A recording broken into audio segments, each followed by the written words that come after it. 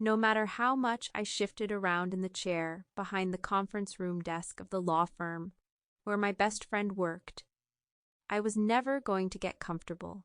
This was going to be one of the worst moments of my 26-year life. A meeting between our lawyers to finalize the divorce proceedings. I was going to have to be face to face with the man who had abruptly left me 5 months ago. We had been married for 5 years, mates for 8, and dating for 10 years. To clarify, we had started dating as teenagers and had been together for 10 years. We became mates 8 years ago, and 5 years into that bond, we made it official with marriage. To everyone looking in, we were the perfect alpha-omega pair. We had spent our entire adult lives together, and unfortunately, that seemed to be a primary motivator for why the divorce was happening. At this point, I just wanted things to go smoothly. I wanted desperately for this to be over, as though signing a few papers and making a few agreements would somehow make the pain go away. As long as I keep sitting with my stomach under the desk, there's a high chance Peter won't notice anything's different. He'll just get big-headed and assume I've gotten fat since he left me, I muttered, smoothing my hand over my enlarged stomach. I was trying to remain positive that everything would go well. I needed it to. Sometimes it felt like this was all too much stress for me. Bloom, I love you. I do. But you're 6 months pregnant with triplets. If he doesn't notice that you're pregnant, he's a bigger idiot than I ever thought he was. Minnie, my best friend who sat beside me and is also my lawyer, sighed, slapping the manila folder, holding the paperwork onto the desk. Minnie had her own tension going into this meeting. She was going to have to face her ex-fiancé, Draco. From what we had pieced together, Draco had just gotten up and left one night.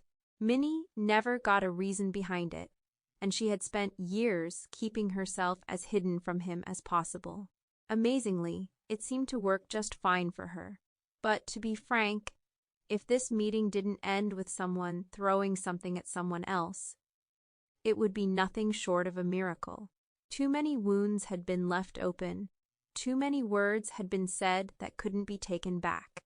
Betrayal, abandonment, heartbreak. This room was filled with the aftermath of all of it. And now, we were expected to sit across from each other and act civil? It felt impossible. We all had strong personalities and a lot of hurt driving us. Well, maybe not Peter or Draco. Which, as we talked about earlier, is the reason no one is going to stand up and do any of that formality nonsense. We're just going to sit here, do this entire thing, and then kick them out, I reiterated, looking at the files Minnie had slapped onto the desk. They held the official end of my marriage. It seemed so foolishly simple in the grand scheme of things. I would kick my younger self for believing forever was ever going to be more than 10 years. Okay, but what if he smells the change in your scent?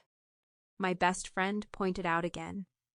It was clear she was just trying to consider the possibility that Peter might actually figure out I was pregnant, trying to point out that it was unlikely this 6-month secret was going to remain a secret, although, technically, I had only found out when I was a month along.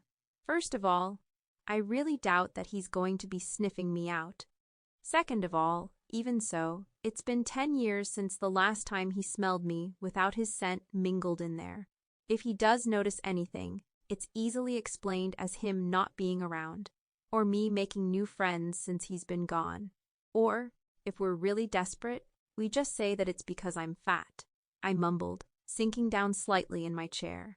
I didn't know what Peter would do, and that terrified me. He had always been unpredictable, charming one moment, distant the next. When he left, it had been without warning, without a conversation.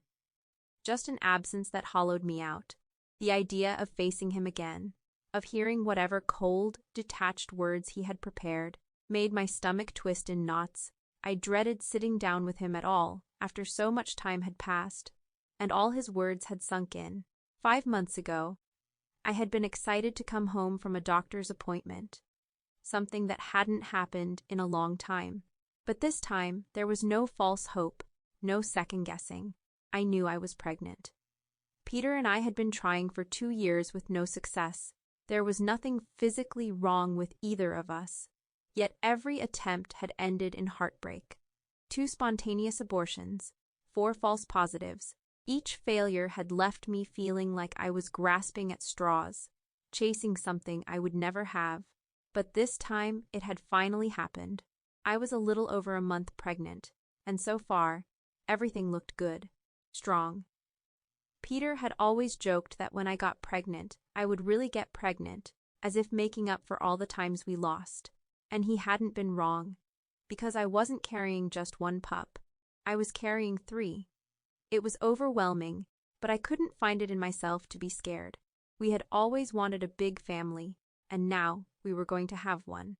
I entered our home, ready to tell him, but the sight that greeted me stopped me cold. Boxes, suitcases. Peter stood in the middle of the living room, rummaging through a bag, his back turned to me. My heart started pounding. My stomach churned. Something was wrong. What are you doing? My voice cut through the silence, shaky but demanding.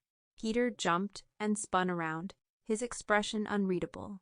But there was something in his eyes, something final. My chest tightened. I knew, before he even opened his mouth, that whatever he was about to say was going to break me. I watched him hesitate, as if the words were hard for him. But that was a lie, because he said them anyway. I'm going to China. I filed for divorce. Bloom. I can't do this. I don't want to do this anymore. The words hit like a physical blow. He kept talking, each sentence driving the knife deeper. He wanted to start a music career in his home country. He thought we had gotten together too young, that we had settled down before we had really lived. This wasn't what he wanted anymore. He wanted fun, freedom, not me. I'm starting to resent you for making me live this life. That was the moment something inside me cracked. I barely heard the rest. My ears were ringing, my breath shallow. I was holding the happiest news of my life inside me. But I knew that I could never tell him. If he resented me for trapping him, how much would he resent a child? And 3 of them at that. I forced myself to speak, my voice hollow. So, go. He blinked, maybe expecting me to fight, to cry, to beg. I did none of those things. I turned, walked up the stairs, and shut myself in the bedroom we had shared. My hands trembled as I rested them on my stomach, my breath uneven. Downstairs, he didn't follow me, didn't knock on the door. Hours passed, and at some point, I heard the front door open, then close. I didn't move. I didn't cry. I didn't do anything but lay there, staring at the wall, listening to the silence of a home that no longer felt like mine. He was gone before midnight. Now here I sat, waiting for him to arrive to settle the final part of the divorce. How am I even going to face him? I whispered, barely able to get the words out. For months, I had done everything in my power to avoid anything that had to do with my ex. My friends had gone above and beyond to shield me from any news about him, and I loved them all for it. I only hoped they knew I would do the same for them if they ever needed me to. Defiantly, and with all of your rage, Minnie said without hesitation. I let out a small, humorless laugh. Is that how you're planning on dealing with Draco? It wasn't meant as a dig. But Minnie had spent years avoiding Draco, and she would have kept doing it if Peter hadn't hired him as his lawyer. Oh yeah, there's no way in hell I'm going to pretend like we're fine. Because we've never been fine. And we're certainly not fine now. Honestly, Draco would defend an alpha that just up and left his mate. She scoffed, and I reached over and gently rubbed her back before she could work herself into a full-blown rant. Minnie had so much anger toward her ex, it was unhealthy, but understandable. Alphas handled leaving their mates differently than Omegas did. Even if they were the ones who left, they still felt frustration, sometimes even anger, but they got over it. For Omegas, it was different. We felt the absence like a wound, the loss of protection, even if we didn't need it. It was raw, deep, a hole inside of us that took too damn long to heal. Minnie still wasn't over her own pain, and I had no idea if I'd ever get over mine. Maybe 3 children would keep me too busy to think about my ex, too exhausted to feel that loneliness creeping in at night. "You're 30 minutes late to this meeting." Minnie snapped the second Draco, stepped into the conference room. I tried to stare Peter down, just like I had promised myself I would. I wanted to glare, to show him I wasn't weak. But the second I took in his appearance, I lost my nerve. He looked good, healthy, happy, happier than he had been in a long time. My stomach twisted, and I dropped my gaze to my lap, refusing to look at him again. Peter's flight was delayed later than expected, but we're here now, and we're ready to finalize the last details. Draco said smoothly, ignoring Minnie's hostility. Then Peter sighed, as if all of this was a massive inconvenience. I have a flight tomorrow night, and there are people I want to see before I head home. So let's make this quick. Oh, sorry to be taking up space in your very, very, very tight schedule. Minnie shot back, dripping with sarcasm. God, I loved her. She wasn't usually like this. She wasn't the type to be openly mouthy. But she had never been afraid to speak her mind, either. Draco and Peter sat down, clearly giving up on any form of greeting. Minnie and I remained seated, just as we had planned. No formalities. No standing to acknowledge them. Draco let out a sigh, leaning back in his chair. This should be fairly quick, so everyone can go about their day. We should all just be thankful that you two didn't have kids, or else this would be a hell of a lot more work. I went rigid. Beside me, Minnie stilled. Across from me, Peter did the same. For a second, silence filled the room, thick and suffocating. You realize they tried to have kids for 2 years, right? Minnie asked, her voice low and razor-sharp. She wasn't looking for an answer. I swallowed hard, my fingers gripping the fabric of my pants. Draco had changed. I remembered him as someone affectionate with Minnie, protective even. But the man sitting across from us now? He wasn't that person anymore. Oh, I'm sorry. It just would have been more difficult. I know what you meant, and it's fine, I cut in quickly, before Minnie could unleash hell on Draco. The last thing we needed was for this meeting to spiral into a screaming match. I think the only things left to discuss are alimony payments and the house. Draco adjusted his glasses, a small, calculated movement. I was almost certain he wore them just to appear more professional, as if the right frame could hide the fact that he looked like a deer caught in headlights. It wasn't working. Peter is willing to let you have the house as long as you buy out his half. Since he's moving to China, he has no need for a house in South America. Bloom would actually prefer to sell the house and split the proceeds. We'll coordinate with a realtor and take care of the details. I watched the ex-lovers exchange, their tone shifting back to business. There was a beat of silence before Peter finally spoke directly to me for the first time since walking into the room. Wait, you're not staying in the house? I didn't lift my eyes from the table, but I could feel his gaze burning into me. My stomach twisted uncomfortably. I don't think it would be good for me to stay, I said evenly. Besides, the market is good. I think we'll get a strong offer. But you spent so much time fixing up that house. You made it exactly the way you always wanted your dream home to be. You shouldn't leave just because of this.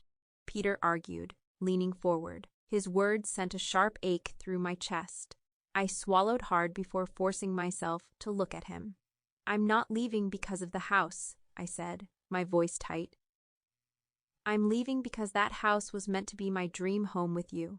And now it's just a reminder of everything I lost. The moment the words left my mouth, I hated how raw they sounded, how vulnerable they made me feel. Peter stared at me for a long second before exhaling sharply, shooting Draco a quick glance. Fine. Bloom is also prepared to pay alimony. Minnie wasted no time jumping in, cutting straight to the awkwardness that had began to settle. Paying the alimony was the best offer we could make, even if I was 6 months pregnant. My career as a fashion designer had been thriving for 5 years, and even with 3 babies on the way, I wasn't worried about my financial stability. Peter was hardworking, but if he was getting set up in China, I figured this was the least I could do. Draco raised an eyebrow, a smug look crossing his face. Actually, Peter won't be needing alimony. I don't know if you've heard, but his mixtape blew up. It even topped the US charts. His tone was proud, like he was relishing the reveal, but I felt my heart plummet. Congratulations on your quarter-life crisis working out for you. Minnie, my beautiful, gorgeous best friend, deadpanned, not even bothering to blink at the information. Peter tensed, his jaw tightening. Draco bristled immediately. Minnie, do you think you could stop being a dick for 5 seconds so we can do our jobs? Nope. Minnie said, completely unbothered. The arguing escalated from there. Voices rose, words sharpened, and I found myself tuning them out. Peter had reached some level of success in just 5 months. 5 months without me. 5 months, and he had started living the life he always wanted. The realization hit me like a sledgehammer. Had I really been holding him back? Was I that much of a burden, that much of a weight, that he was only capable of greatness once I was out of the picture? My stomach churned violently. I'm gonna throw up. That shut everyone up instantly. Minnie was on her feet before I even finished speaking, grabbing the trash can and shoving it under me just in time. My body lurched, and I emptied my stomach, the sickness and stress finally overwhelming me. When I lifted my head, I saw Peter and Draco staring down at me, their faces lined with concern. Neither of them had ever seen me get sick before. I almost never did, but their eyes weren't on my face. They were on my stomach. Now that the table no longer hid my torso, the truth was impossible to ignore. Holy shit. Chapter 2. Holy shit. You're pregnant. Draco's voice sliced through the room, his eyes wide as saucers as they locked onto my stomach. His shock was palpable, but it wasn't as if Minnie hadn't warned me this would happen. That didn't make it any easier. Wait, were you actually trying to hide this from Peter?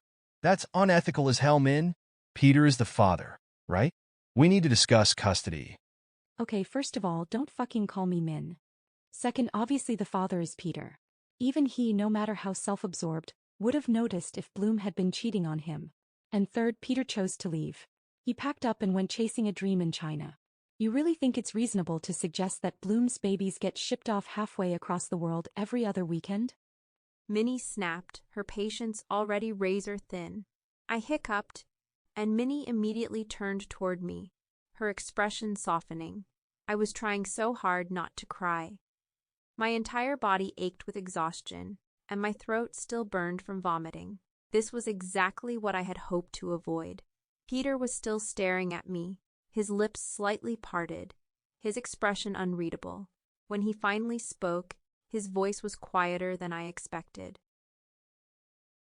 Is there more than one? God, I wished he hadn't asked that. I wished he had just stayed silent.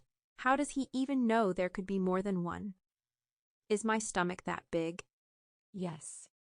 She's having triplets. Minnie sounded almost resigned. I wished she hadn't said that either. I wanted to sink through the floor.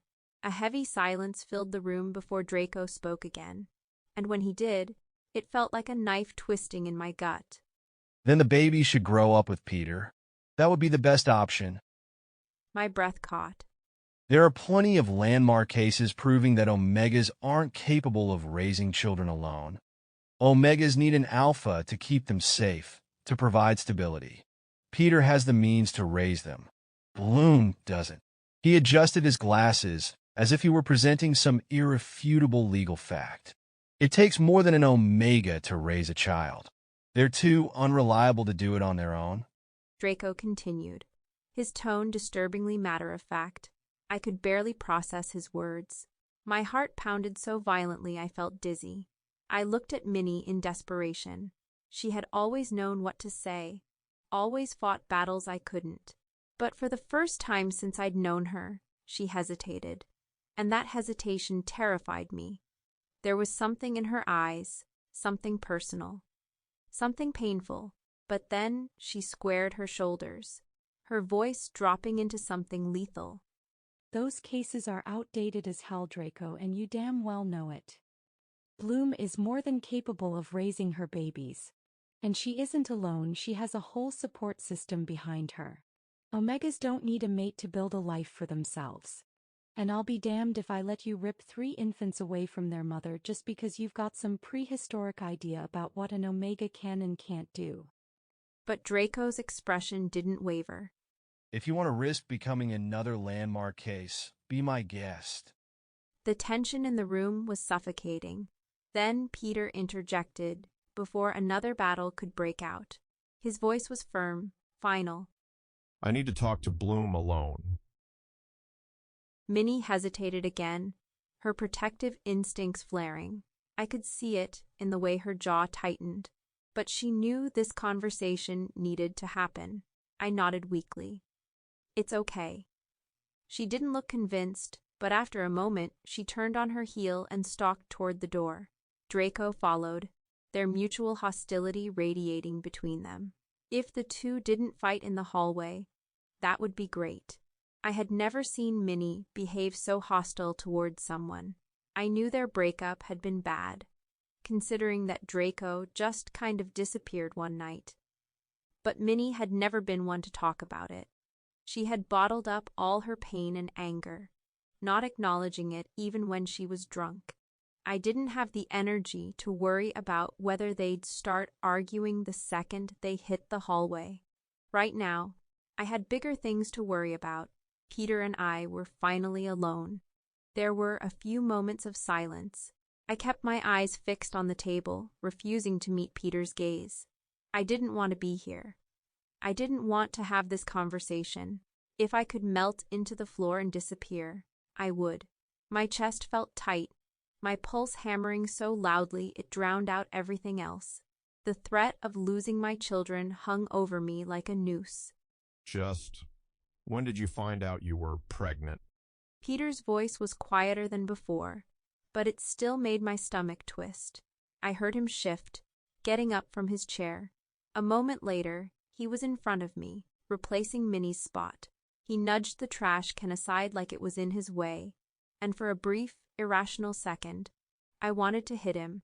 He was too close, too familiar, and yet completely foreign. His scent, once something that grounded me, now felt wrong. There was no trace of me in it anymore. I forced myself to answer. I found out about 2 hours before you decided you wanted a divorce. That got him. His face tensed, his brows furrowing, but I didn't look away. You should have told me. I let out a hollow laugh. Why? My voice wasn't loud, but it was sharp. You made up your mind before I even realized I might be pregnant. Do you honestly think telling you would have changed anything? You would have resented me more. You would have thought I was trying to trap you, to make you stay. I swallowed hard, forcing my voice to stay even. Even now? Would you have believed I'd make it this far? You wanted a life without me, Peter.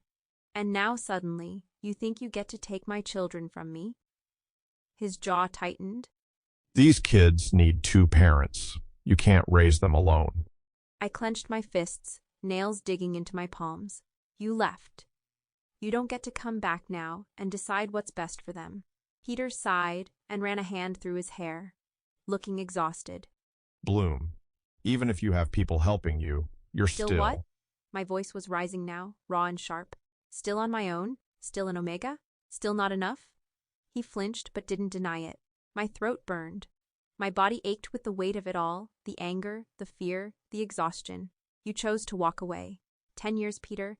You walked away after 10 years because you wanted to chase a dream. And I let you go. Do you think I wouldn't have supported you if you had stayed? If we had worked something out?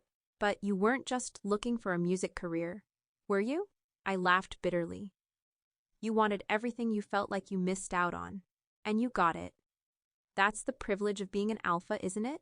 You can just walk away without consequences. I pressed a hand to my stomach, feeling the life inside me, feeling the weight of the decision I never got to make. I don't get to walk away, Peter. I will always have this mark. I will always carry this responsibility. And I will never forgive you if you try to take my children from me. Peter's expression darkened. Just because I don't want to be with you doesn't mean I don't want my kids. A sharp pain lanced through my chest. I shot up from my chair, my entire body trembling. I'm completely done with this conversation and want to go home. My wolf stirred inside me, confused, longing, desperate to fix this, to curl up beside its mate and make everything right again. But there was no fixing this. There was no going back. My mate was gone. My wolf didn't understand that. And no matter how much my wolf howled for him, no matter how much I wished things were different, I knew, deep down, that I would never feel whole again. Okay, standing up so quickly was a mistake. A sharp wave of dizziness hit me, and for a second, I thought I was going to fall back into the chair. But before I could, large hands caught my hips, steadying me. Warmth pressed against my stomach, solid and familiar. My eyes had shut instinctively, but I didn't need to see to know who was holding me. Peter. His scent overwhelmed me, wrapping around me like something I had once found comfort in. Now it just hurt. Are you okay? His voice was soft, softer than it had been since we reunited. I hated that softness. It made it harder to stay angry, and I needed to stay angry. I just stood up too fast. I'm fine. My voice was clipped. Though I was grateful, my head was clearing. When I finally opened my eyes, I was startled by how close he really was. Can I ask you something? We were too close for comfort. My rational mind told me to take a step back, to put distance between us. But my wolf wouldn't let me move away. It wanted to stay. I swallowed hard. Maybe.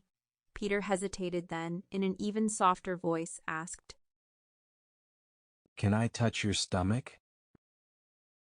It was a bad idea, I knew it, he knew it, but the words left my lips before I could rethink them. I guess.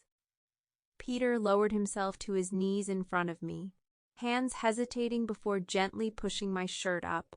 The cool air against my skin sent a shiver through me, but I didn't stop him. I should have, but I didn't. His palms smoothed over my stomach, warm and careful. The babies reacted instantly. They wriggled, kicked, stretching against the touch that was unfamiliar, but instinctively known. They had never been this active before. They knew their father was close. Peter let out a breath, something between awe and disbelief, and then he smiled. A real, genuine smile. The sight of it sent an ache through my chest. I clenched my hands into fists at my sides, bracing myself against the moment. I wasn't stupid enough to think this changed anything. This wasn't some magical turning point where things would be different.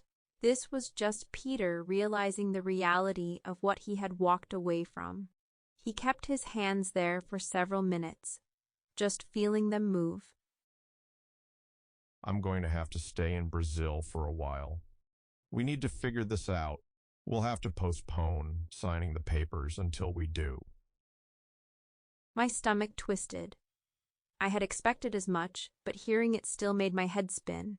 Fine, I said. There was nothing else to say. When we stepped out of the conference room, the tension in the hallway was palpable. Minnie and Draco stood on opposite sides, ignoring each other with aggressive determination. Minnie was practically assaulting her coffee, taking furious sips like it had personally offended her. Draco, on the other hand, just looked irritated, though that was his default expression. We're postponing the divorce. Due to the unforeseen circumstance of me becoming a father, we need to figure this out. Hopefully, we can resolve things without going to court. Minnie's grip tightened on her cup, and I could practically feel the anger radiating off her. I didn't blame her. My own annoyance flared at Peter calling himself a father. He was a sperm donor at this point. And there was still the looming threat that I could lose custody of my children. Draco took a step forward, gaze locking onto me with that same patronizing expression he always wore when he was about to say something I didn't want to hear. I'm glad you two were being civil about this. But Bloom, keep in mind what I told you. Omegas aren't good on their own. They aren't strong enough. You should do what's best for your children's future. It's not good to be selfish over your own pride. Draco said, his voice dripping with condescension. I barely registered my own sharp inhale. Minnie, however, looked like she was about to pounce.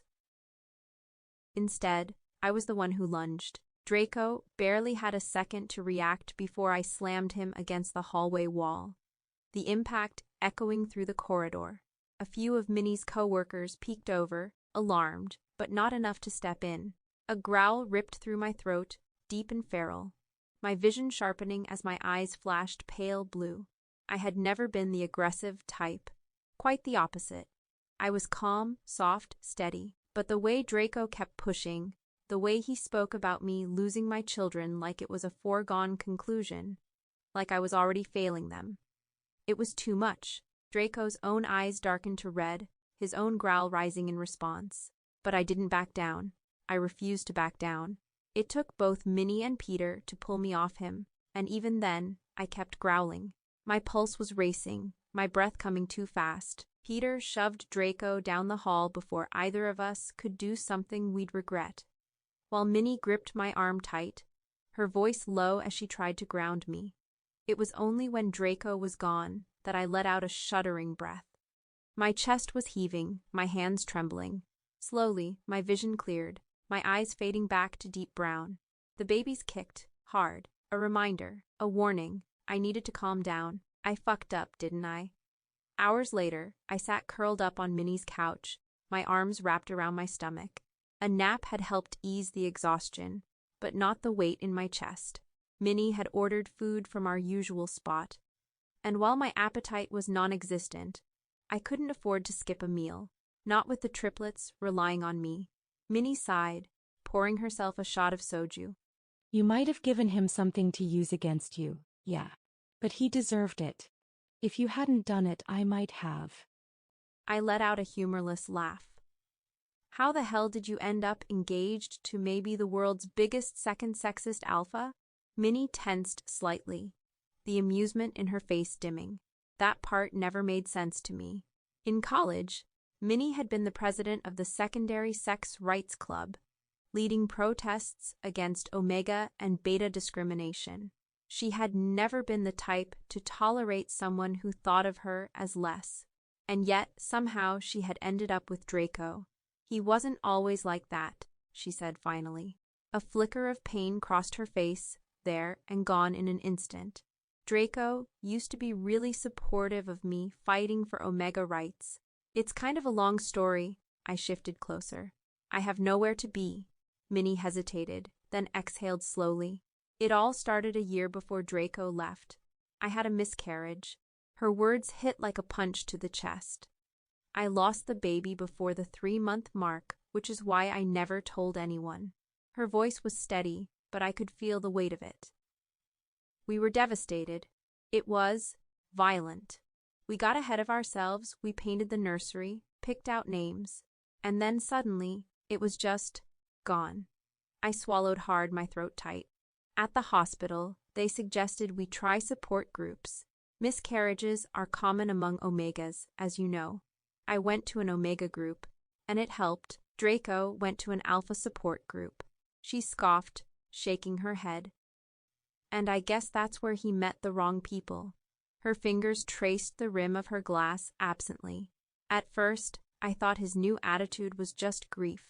I let him be shitty, even to me, because I thought it was temporary. But then, I started hearing the things he was saying. My stomach twisted. What things? Minnie's jaw clenched. That omegas are weak, that miscarriages are our fault, because our bodies aren't strong enough, that we need alphas to take care of us because we're incapable on our own. A sick feeling settled in my gut. I thought it would pass, she murmured, but it didn't. And then he started taking cases defending alphas in domestic disputes, always against omegas. She knocked back another shot of soju. That's when I knew I had lost him. We fought a lot. You can't not fight when someone you love is actively working against everything you've spent years fighting for, against your own rights, your own worth, just because they got brainwashed by some shitty alphas in a shitty support group. But even with all the fighting, I got pregnant again. And even though I wasn't happy with Draco, even though I knew things weren't right, I convinced myself that a baby would fix us. That maybe, just maybe, if we had something to fight for, we'd stop fighting against each other. Bloom, don't ever believe that having kids will fix a broken relationship. It doesn't work that way. It never does. I lost this baby too. I wasn't even showing yet. I was barely past 3 months. But it happened because I got mugged, because I wasn't strong enough to fight back. So maybe Draco did have a point about me not being able to take care of myself. Maybe I really was too weak. The next day he was gone. At first, I thought I was going to die without him. Not just because I lost my baby, but because I lost my mate. And for omegas, our wolves, we don't heal from something like that. I was shattered, raw. But somehow I managed to keep breathing, to keep moving, to keep living. It wasn't the same. It was never going to be the same. I couldn't even have casual sex because my wolf rejected the idea completely. Made me so uncomfortable I could barely stand the thought. My heats became unbearable, so painful I had to go to the hospital. They lasted longer, took more out of me. The bond didn't break. It just rotted, leaving this aching, hollow space inside me that I knew would never fully heal. Minnie buried her face in my shoulder, her sobs shaking her whole body. She had been holding this in for so long, years of grief, heartbreak, anger, all bottled up so tightly that now it was pouring out of her in waves. And honestly, I was amazed at how strong she had been, carrying this pain for so long without breaking. Maybe it was easier when she wasn't around Draco all the time, when she didn't have to feel that pull toward him. But her words left me feeling sick inside, because I realized this was going to be me soon. Peter was leaving. I was going to be alone, just like she had been, and this pain, the kind that never really faded, the kind that made you feel like a part of you had been carved out and tossed away, I was going to have to live with it, too.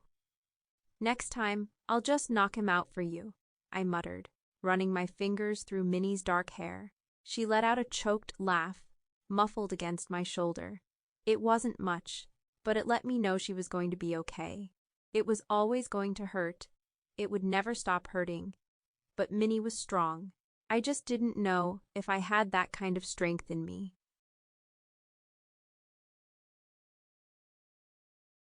To be honest, I never really thought I'd become a successful fashion designer. And honestly, most people didn't think I would either. Through college, my sense of style was questionable at best. I was comfortable in dark clothing, black on black was my safe space, and frankly, it's when I looked my best. But I had a tragic habit of picking up statement pieces that were more what the hell than high fashion.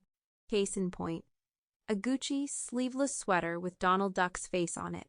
I loved that sweater. Minnie, however, threatened to burn it with me in it on multiple occasions.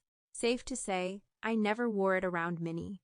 But when it came to the clothes I designed, people loved them. Under my brand, Bloomsville, I created pieces that stood out on the runway, but weren't so out there that they couldn't be worn as streetwear. That balance, bold but wearable, was what made my designs work. Right now I was diving into something new. A unisex maternity line, specifically for people expecting multiple babies.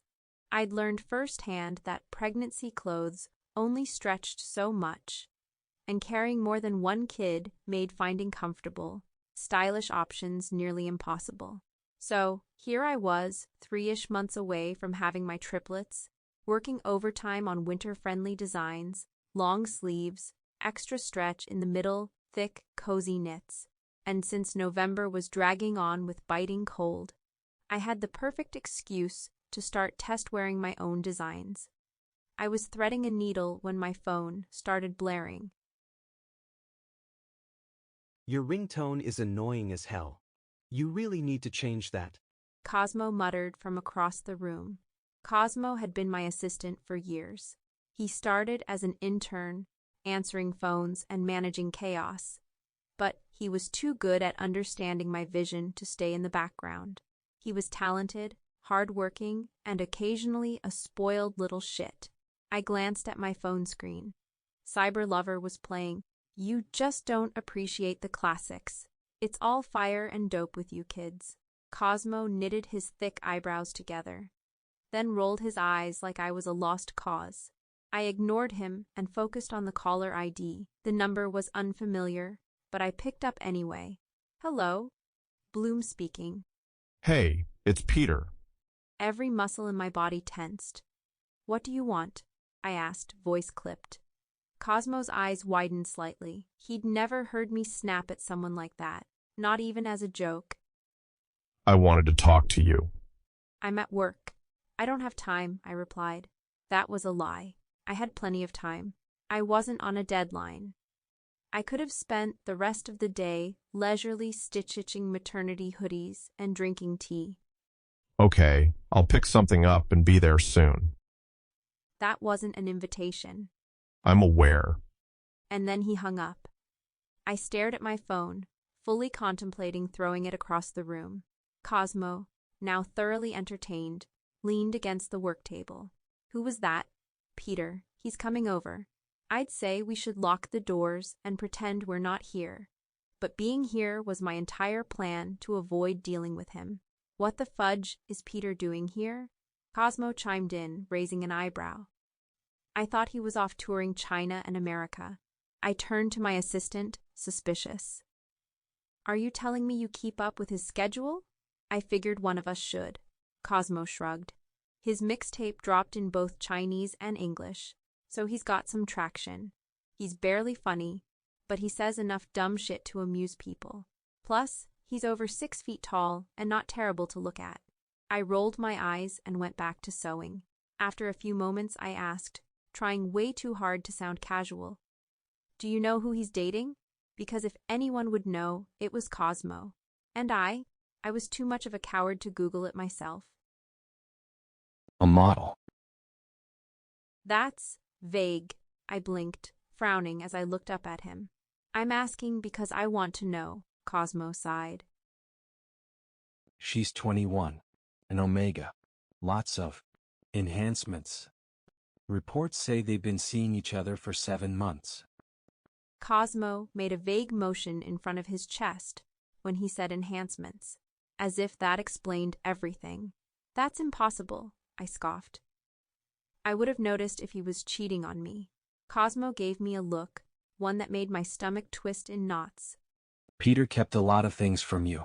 I don't want to think he's that kind of person, but I also never thought he'd be the kind of person to leave you the way he did. And for those bullshit reasons. I shook my head, forcing myself to look back at the fabric in front of me. It doesn't matter anymore. At least that's what I told myself. But deep down, I wanted to believe this was the media twisting the truth, exaggerating timelines, making things seem worse than they were. Yet, if Peter had cheated, I had no idea what to do with that. A quiet, bitter thought crept into my mind. If this custody battle moves forward, an alpha cheating on his mate could be used against him. Alphas are irresponsible, unpredictable. They shouldn't be near children on their own. Then there was her, a girl 5 years younger than both of us, a model. Maybe she was someone who had dreamed of walking in one of my shows. Hell, she might have already been in one. If I didn't think it would rip me apart to see her, I'd be searching my phone right now. I had always known Peter preferred younger women. It never bothered me, until now, because he had gone from a 10-year relationship with me to being with someone else so fast, someone younger. Someone who hadn't spent a decade by his side, only to be discarded like they meant nothing. And of course, my mind went straight to, something was wrong with you. He threw you away after 10 years because you weren't what he wanted. At some point, you stopped being a person he loved and became someone he simply tolerated. You were never going to be attractive enough for him. And if you're delusional enough to think he'd ever look at you now, swollen and exhausted, and leave his perfect, model girlfriend, you're more of a fool than anyone thought. I didn't know how long I sat there, sewing in silence, drowning in my own self-hatred. But then the door to the studio slammed against the frame, and I looked up just in time to see Peter forcing his way inside. Cosmo, standing in front of the door, was doing his best to block him. A year ago, they had been friends, laughing, playing basketball, acting like brothers. Now, Cosmo was practically bracing himself against the door, refusing to budge. Unfortunately, Peter was stronger. He shoved his way through, his broad frame filling the doorway, and shot Cosmo a glare. I swallowed hard, gripping the fabric in my lap.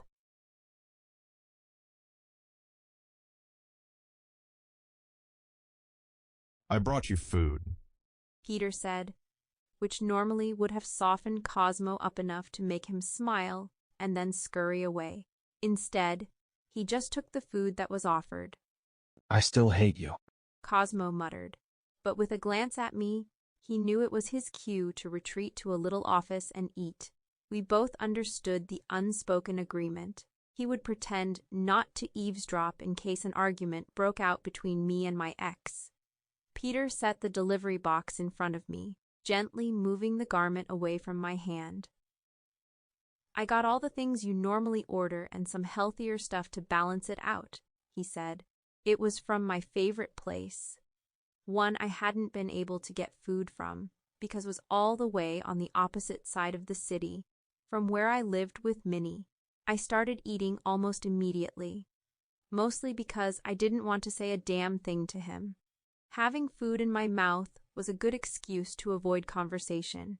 Peter didn't push right away, but after a long stretch of silence, he finally asked, What are you working on? Swallowing my food, I shrugged. Pregnancy clothes for someone having more than one kid.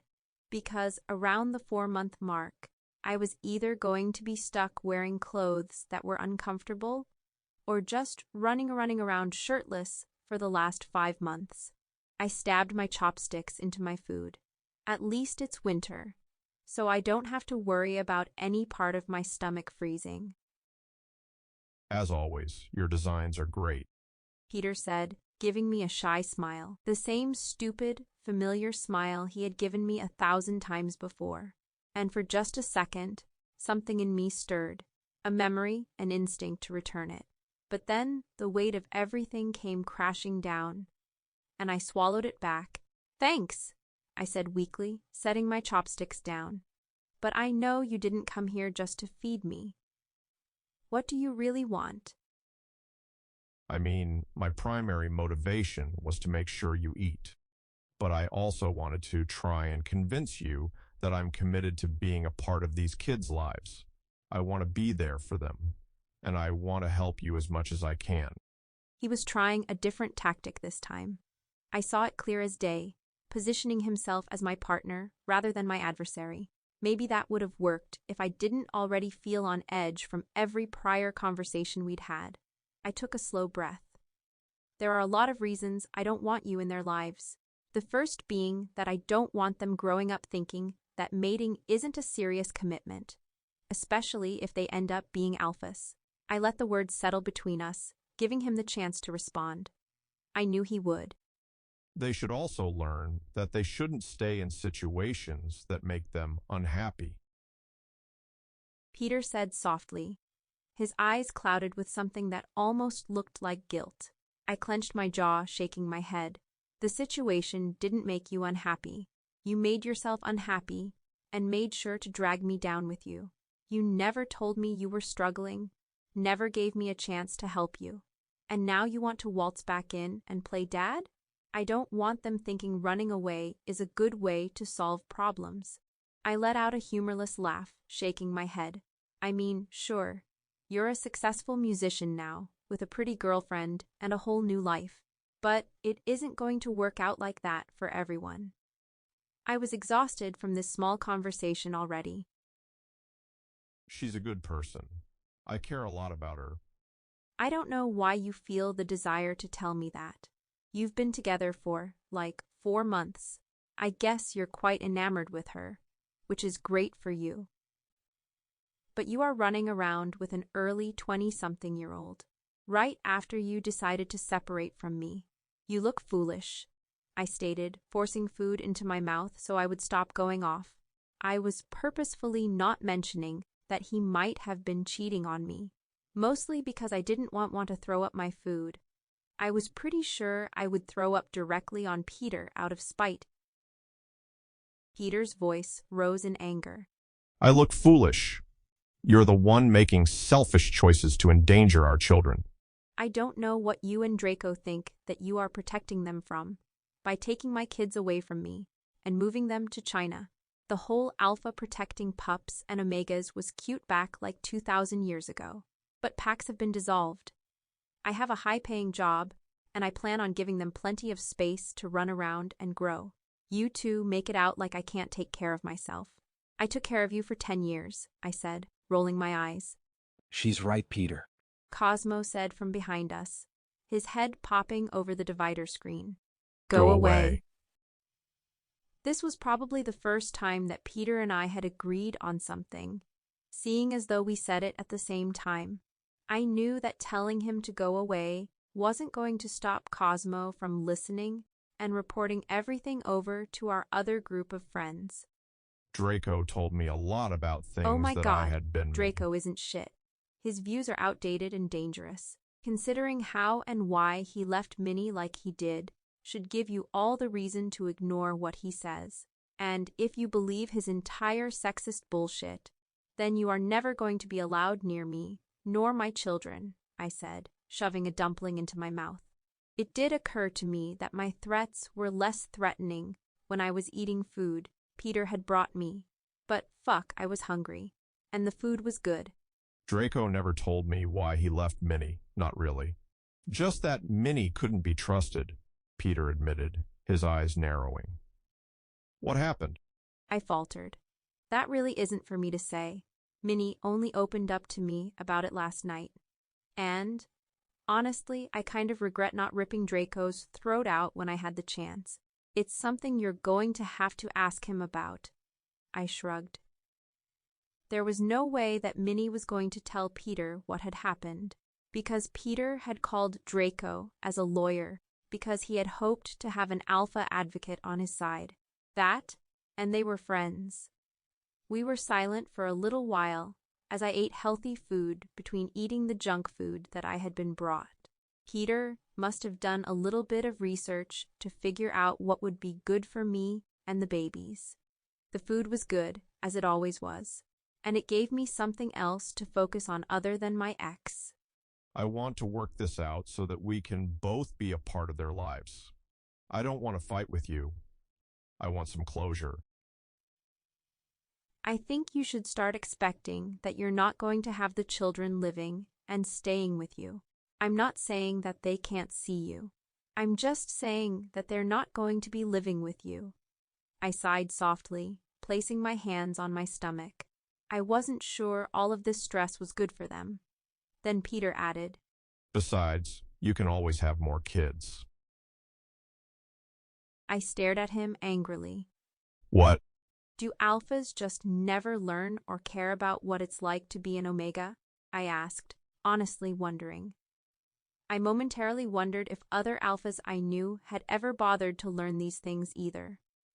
I don't think I can talk to you seriously until you do some research on your own, Because it's not like we get the chance to just walk away. Alphas do. I'm assuming it had advantages a long time ago. Now it just gives you guys excuses to be assholes. I'm not. I mean, I am probably a little bit of an asshole. So that's your homework. 1. Find out for yourself why Draco is an asshole. 2. Find out why you're being an asshole by pretending as though this is all just going to smooth over eventually, I said, grabbing any of the remaining food away from Peter and standing up. I wasn't really giving him much of a chance to eat. The food was mine now. I think that's your signal to get the fuck out, Cosmo said, his head popping up over the divider once again. Thank you, Cosmo, I said, not telling Cosmo to go away this time around, because I was exhausted from the conversation. If this was how I was going to feel every single time I was around Peter, it was probably best if I avoided him for a few days. This wasn't good for my blood pressure or my mental well-being. It was good seeing you, Bloom. And somehow, I seriously doubted that. I just hoped that Draco was honest and that Peter learned something, even if it was stuff off the internet, which undoubtedly it would be. Chapter 3. It turned out that avoiding Peter for a while was easier than I had thought. Mostly because Peter was in South America for the first time in 5 months, and he always had a sizable number of friends. Granted, a good portion of his friendship pool wasn't talking to him because they had become friends with me, and they weren't really in the mood to forgive Peter for what he had done. Whatever warm spot they had for him in the past wasn't there anymore, so it was a lot easier to avoid him as his ex-friends, which were my friends, was giving him the cold treatments. That being said, Peter had reached a fair amount of fame as a newcomer in all parts of Asia, especially Korea and China. Even some international fans were starting to make themselves known online. His mixtape was still selling well, and a lot of people were interested in getting an interview with him. It certainly helped that he was fluent in Chinese, Portuguese, Korean, and English. He was a walking Duolingo. Peter had grown up in Korea and was on vacation traveling around the world before he had one day met me here in Brazil. Peter is currently in Korea promoting. He left Brazil 2 days ago, and because he was accessible to interview without an interpreter in Korea, a lot of people wanted to know about his girlfriend and why he now seemed to have settled in Brazil. I might have been sadder about how well Peter's life was without me, but having him working was giving me some well-deserved peace and quiet. Although I had attempted to get Peter to do some homework, which was to ask Draco about the breakup and do research on mating, he didn't. At least, not yet. He kept promising me that he would do it when he finally had the time. He just kept trying to get me to talk to him, even for short conversations, which, to his credit, I managed to avoid getting into depth about anything. I had made myself very clear Peter was going to have to follow through with his end of things. A full week had passed since our last conversation, one that resulted in me deciding to go home because any creativity inside of me was dead. Peter had offered to take me back to Minnie's place, but Cosmo had hip-checked him out of the way before guiding my pregnant self to Cosmo's car. I was becoming even more appreciative of the younger male helping me out of these situations. Note to self, give Cosmo a raise. The one thing that I had agreed to before Peter did his homework was letting him come to my next checkup at the obstetrician when he came back from Korea. I hoped that everything would become a bit more real for him. Admittedly, my primary motivation for bringing Peter to his appointment was so the Omegas waiting wouldn't give me judgmental looks. Even though I was mated, I didn't smell like my mate, and I was on my own. The Omegas were fearful that I was going to try and get one of their alphas to replace whoever had left me. According to Minnie, It was a ridiculous notion perpetuated by television and movies. The more I thought about it, the more I realized how many inaccuracies about being an Omega were rampant in our society. Minnie had originally planned on coming with me to the appointment to keep an eye on both me and Peter, but she had to schedule a meeting with an Omega for a case that was coming up. I had threatened to kick Minnie's ass if she tried to reschedule that appointment. I knew she primarily wanted to go so she could make sure Peter knew he wasn't shit and that he better not get too comfortable. I didn't need any help reminding Peter constantly that he wasn't shit either. It kind of felt like a broken record at this point, and it was starting to really annoy me. If he hadn't gotten what I was saying by now, he was either completely thick-skulled or pointedly ignoring me. Sitting outside the apartment complex I was currently living in with Minnie, I scrolled through my messages. The weather had cooled down a great deal, finally allowing me to wear some of the sweaters I had created. They were loose for now, but in the next 3 months, everything was going to get tighter. "Hey, Bloom," Peter said, a smile on his face as he opened the door to his very expensive and new car. I took in a slow breath and started to push myself up. Peter scurried forward from the car and wrapped an arm around me to help me get up. "I can do things on my own, you know," I sighed, even though I was secretly thankful for the help. The more the babies grew inside of me, the harder it was to get up when I was sitting or lying down. Peter didn't respond, just helped me get into the car, even pushing the seat back enough so I could sit comfortably, or at least as comfortably as possible. The car wasn't exactly the best for shoving someone 6 months pregnant into. There wasn't even a back seat. "You didn't really think out the logistics of this, did you?" I asked sarcastically. Peter probably should have gotten a van if comfort was the goal. I wasn't able to get anything with a back seat. "There aren't a lot of cars that are easy for me to fit in either," Peter admitted, and I had to agree. My car had plenty of room for that exact reason, but I wasn't driving around anymore, primarily because I couldn't sit comfortably behind the wheel. And Minnie was worried about car accidents since she watched too many TV shows where everything went horribly wrong. "The obstetrician is the same one we used to go to," I said, letting my head rest back. For once, Peter didn't say a single thing, which is why I was sound asleep by the time we got to the building.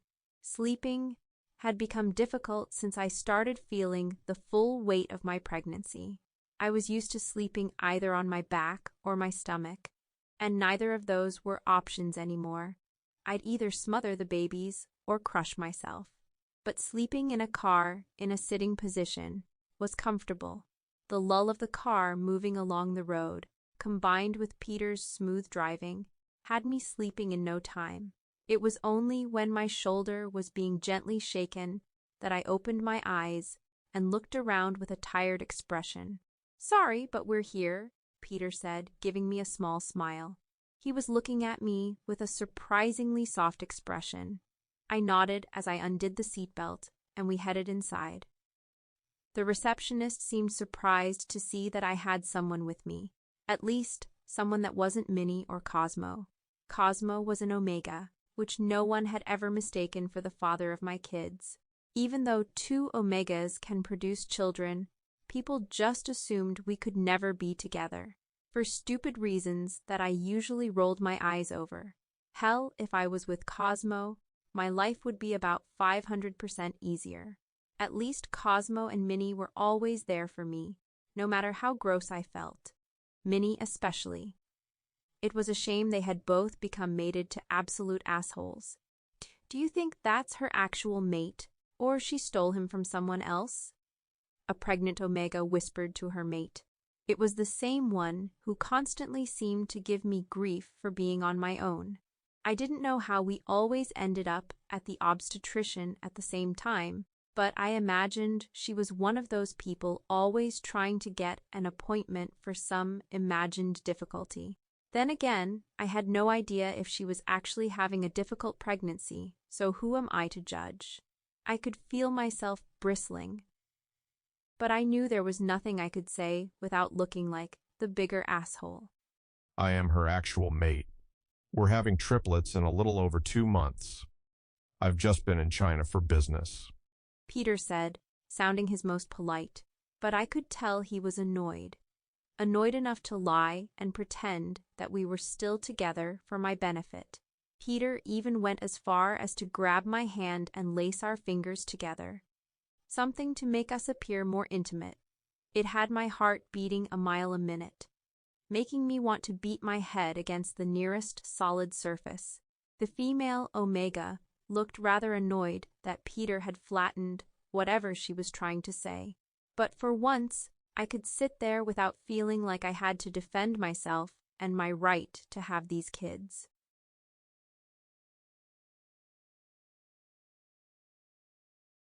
That's kind of gross, Peter said, eyeing me as the gunky liquid for the ultrasound was placed onto my stomach.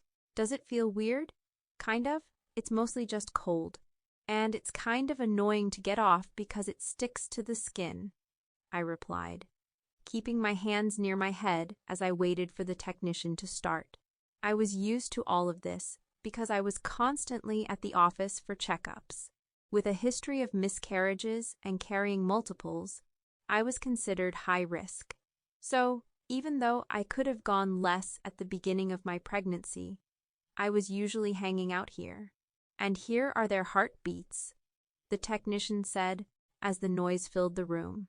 It never ceased to amaze me how the babies' hearts seemed to beat in time with each other. The sound was loud, making it impossible to mistake the fact that there were 3 of them. Then the monitor was turned so we could see, and we both seemed to melt at the sight of our babies. At almost 7 months, it didn't take much squinting to tell what was a baby and what was everything else. It was a little more difficult to tell where one baby ended and another began. I think I'm ready to learn the sex of the babies, I said after marveling at them for a few moments.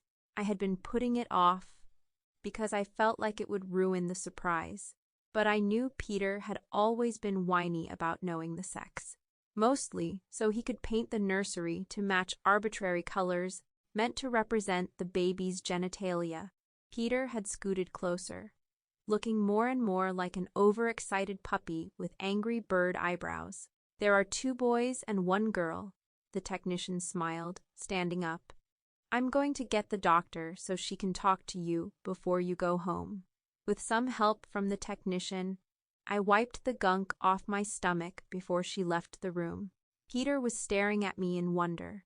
I let out a small snort of laughter and gently swatted at him, feeling slightly uncomfortable with the wide eyes focused on my stomach. I don't know, this all just became real to me. Like, I knew this was happening, but seeing them was something else, Peter said, finally managing to look up at me. Yeah, I'm going to guess that you're wanting to keep the picture of the ultrasound, I teased. It was nice to be able to spend time with Peter without him being a raging piece of shit.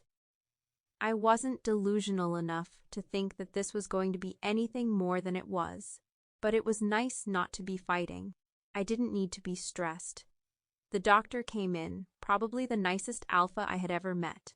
That didn't mean she was going to necessarily be nice to someone who had been absent for the past 6 months.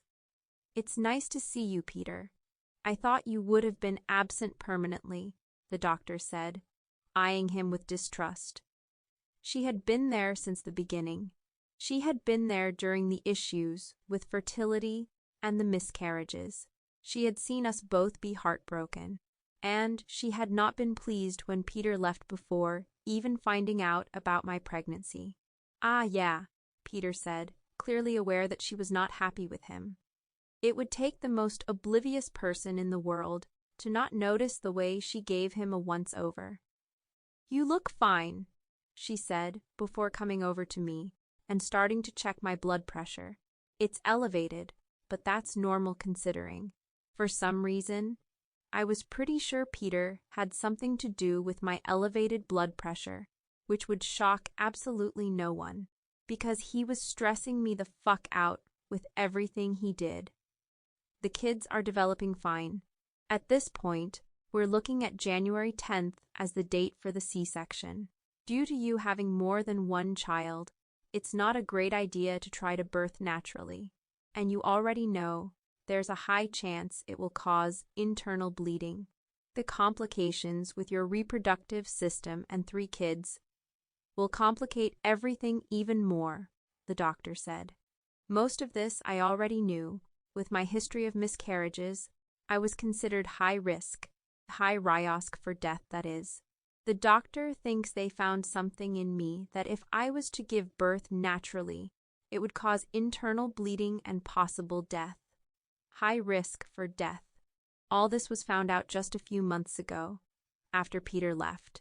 He doesn't know this information, and I don't plan on telling him anytime soon. If you go into labor before then, we're going to do the C-section then. January 14th is the cutoff date, so there's no damage, the doctor said, giving us a smile. She seemed to be warming up now that she couldn't see us fighting forever. As things were set to wrap up, Peter suddenly asked to talk to the doctor outside for a few seconds by himself. I slipped back into my sweater after cleaning off my stomach a bit more. I wouldn't feel completely free of the gel until I took a shower later on. By the time Peter finished talking to the doctor, he looked tired and a little pale. At first, I asked him what he needed to ask the doctor, but he just shrugged me off. I was fine with that because I was exhausted and ready to curl up in Minnie's apartment the second I got inside. For once, it wasn't because Peter had drained me with his constant talking. I was just tired from moving around. My head rested against the window, my eyes fluttering shut. I'm coming up with you. You know I'm an adult, and I can get up there on my own. I grumbled, but allowed him to follow me into the elevator. I didn't know why no one took me seriously as someone who could take care of myself. But they didn't, so we got out of the elevator together. Part of the reason I didn't notice something was off was because I wasn't paying much attention to the noises or smells. Peter was about to tell me to stop, but I was already opening the door, and I got an eyeful before Peter managed to shut it. Draco had Minnie bent over the couch and was fucking her like no tomorrow. Oh my God, what the fuck, I said, trying to push the door open, but Peter was already half carrying me down the hallway. I was determined to stop whatever was happening because this was a bad idea on all fronts. Minnie is in heat. Draco is there. The last thing either of us wants to do is get between them right now. As a matter of fact, with the mated Omega stuff going on with Minnie, it's probably for the best. The last thing either of us needs is her ending up in the hospital for overheating. Wait, I thought you said you didn't do the research? I asked, baffled as I looked up at Peter, still being led out of the apartment complex. Where am I supposed to go, though? We're going to my hotel room, because I imagine you're not super willing to go back to our house. The house we used to live in, I mean. Plus, there's no dust at the hotel. Peter said, opening the door for me to get in. As displeased as I was about this entire thing, there weren't any other options. I couldn't stay with Minnie while she was going through her heat, even though she wasn't supposed to go through her heat now. Maybe it had something to do with being around Draco for the first time in such a long time. I could only grumble quietly as I got comfortable in my seat again, waiting for us to arrive at the hotel. In a not at all surprising twist, the hotel room was incredibly expensive and comfortable. There was a large screen television, one bed, something we would have to work out later, a sofa, a mini bar, and pretty much everything anyone could ever need for an extended stay. It was clear that Peter was not struggling financially in any way. When we were together, he worked in advertising, not something he had ever been passionate about, but it allowed us to afford a house and live more than comfortably. I had always been happy with my fashion career, and I had never really thought about Peter's displeasure. He was happy doing what he was doing now, that much was clear. I plopped down on the couch, sinking into the fabric and shutting my eyes. I didn't have anything from the apartment, which meant I was stuck in these clothes until, Lord knows when, honestly. This was the first time in years that Minnie was getting relief from her heat. There was no telling how long it would take for her to get out of it.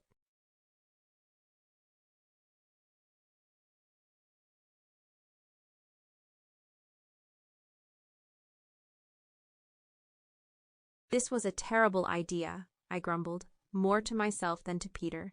This is going to continue being a terrible idea. Do you want anything to eat? Peter asked, pacing back and forth across the room like he was trying to wear a hole in the carpet. His restless energy was making me feel dizzy, or maybe just irritated. I mean, yeah, I'm always hungry, I muttered, then reached out, grabbing his arm and tugging him down onto the couch beside me. But if you keep walking around like that, I swear to God, I will throw up on you, and I won't feel bad about it. Peter froze for a second, then exhaled sharply before handing me his phone. Here, look through the menu and pick something. I took the phone, scrolling through the room's service options, trying to find something that didn't make my stomach turn. That's when a notification popped up, an incoming call from a contact named with a red heart emoji. Without hesitating, I swiped to answer. Hey, babe. It had to be Peter's girlfriend, because a bright, overly cheerful voice chirped through the speaker. She sounded young and annoying. She could be smart, but she wasn't sounding that way. Peter wasn't paying attention to me. He W2 as flipping through the television channels. Meanwhile, I understood just a little, but enough Chinese to know exactly what the girl was saying. So, did you get Bloom to agree to give you the babies? I had my assistant go out and buy yellow paint so we can start decorating their room. You said it was 2 boys and a girl, right? That way, when they're older, they won't argue about who has the better room color. She giggled, like this was all some fun little project. Something inside me snapped. You're an actual idiot if you think you're going to be anywhere near my kids, I growled into the phone, voice sharp with rage. And you're an even bigger idiot if you think I'm just going to hand them over to you, like some fucking accessories. You're a 21-year-old model who jumped on a married alpha's pee-pee before he could even file for divorce. I don't want your stupid ass near my children, and I damn well will get what I want. And Peter doesn't even like yellow. I barely had time to hear the girl gasp before Peter ripped the phone from my hand, his expression darkening. Without saying a word, he stormed toward the balcony, shoving the sliding door open and stepping outside before slamming it shut behind him. I sat there, fuming, fingers curled into fists against my thighs. My whole body felt hot, heart hammering in my chest, breath coming short. I couldn't hear what he was saying through the thick glass, but I didn't need to. It didn't matter. I had already heard enough. By the time Peter came back inside, I had dozed off on the couch, exhausted from the day's events. I barely stirred when the TV clicked off, but the light tap of his foot against my thigh made me groan in protest. What do you want? I grumbled, cracking one eye open to glare at him. Peter sighed, rubbing the back of his neck. I wasn't cheating on you. I scoffed. Sure. I met her before we broke up, yeah. But we didn't start dating until 2 months after we split. Did you seriously think I'd be the kind of person to cheat on you? He looked at me like he was waiting for some kind of reaction. There's a lot of things you've done that I wouldn't have thought you were capable of, I muttered, my voice flat. But she's young, stupid, and pretty. She's talking about painting the babies' rooms, not the actual shit that comes with raising 3 kids. Do you really think she'll stay around when one of them starts screaming at 1 a.m. and the other 2 wake up? You 2 are both immature as hell and completely incapable of doing this. and I really wish you'd stop pretending this is some kind of realistic solution to your custody problem.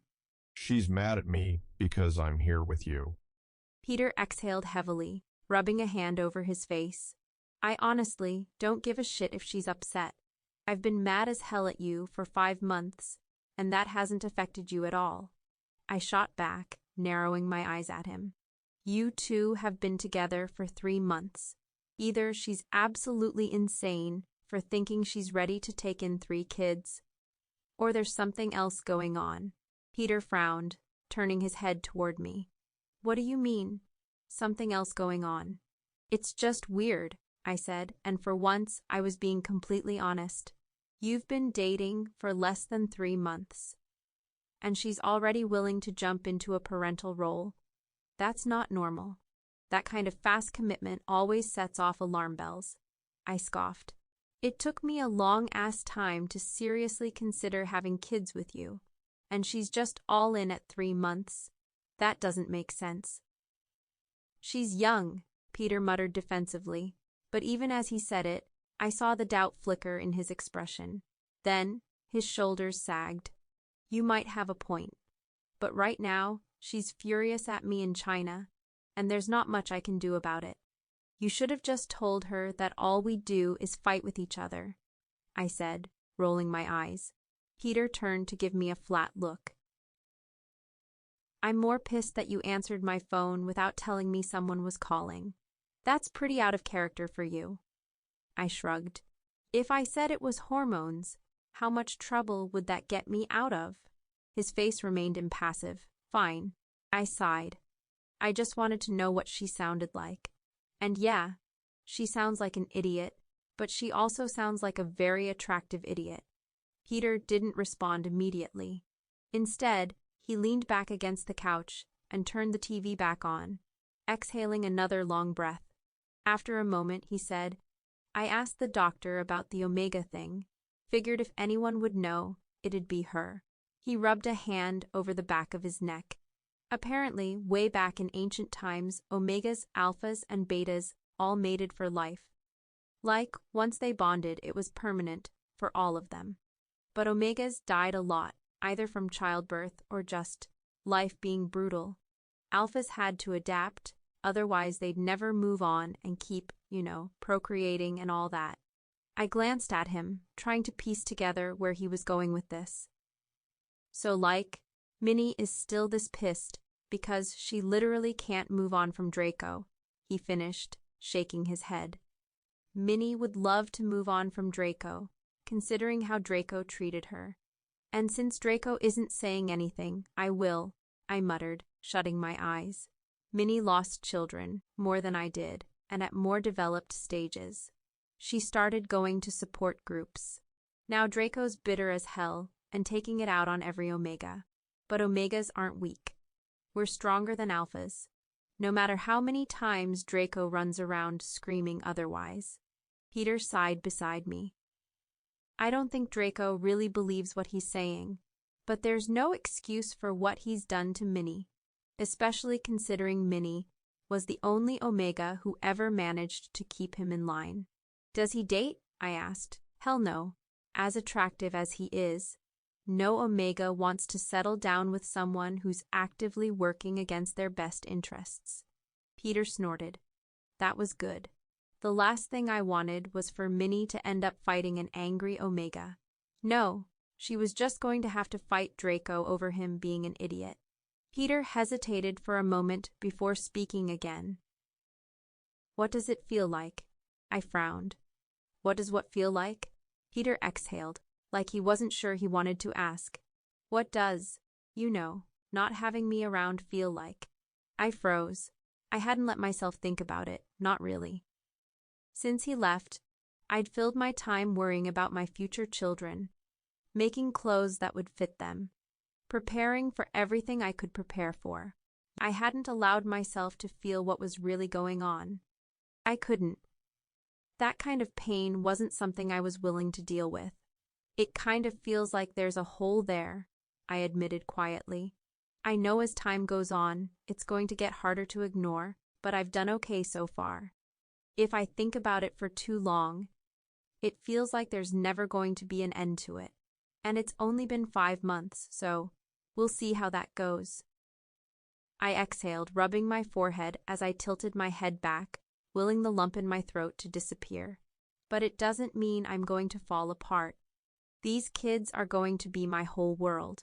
The silence between us stretched, heavy and suffocating. "I'm sorry," Peter whispered. I shook my head. "Just, let's move on from this conversation." But even as I said it, I couldn't stop the tears. They came slow at first, then faster, until I was outright crying. Peter pulled me into his chest, and I hated how easily I let him. This wasn't where I wanted to end up. I had hoped he would just let it go, let us retreat to opposite sides of the hotel room. Instead, I stayed there, pressed against him, a shaky breath escaping me as I finally cried myself dry. "I'm going to order food," Peter murmured after a while. "Then you need to sleep. You've been up too long, and I've been waking you up all day." I groaned quietly as I sat up, still feeling wrung out from crying. Peter helped me into bed, and for once I let him. "Are you sure you want me to sleep in the bed?" I asked hesitantly. "We'll both sleep in the bed," Peter said firmly. "And we'll both eat in bed, I promise." I didn't argue. I wasn't the kind of person who'd just lie in bed while Peter slept on the couch, and he knew it. He was nipping that argument in the bud before it even started. And after we ate, exhaustion hit me hard. I barely registered anything else before sleep finally dragged me under.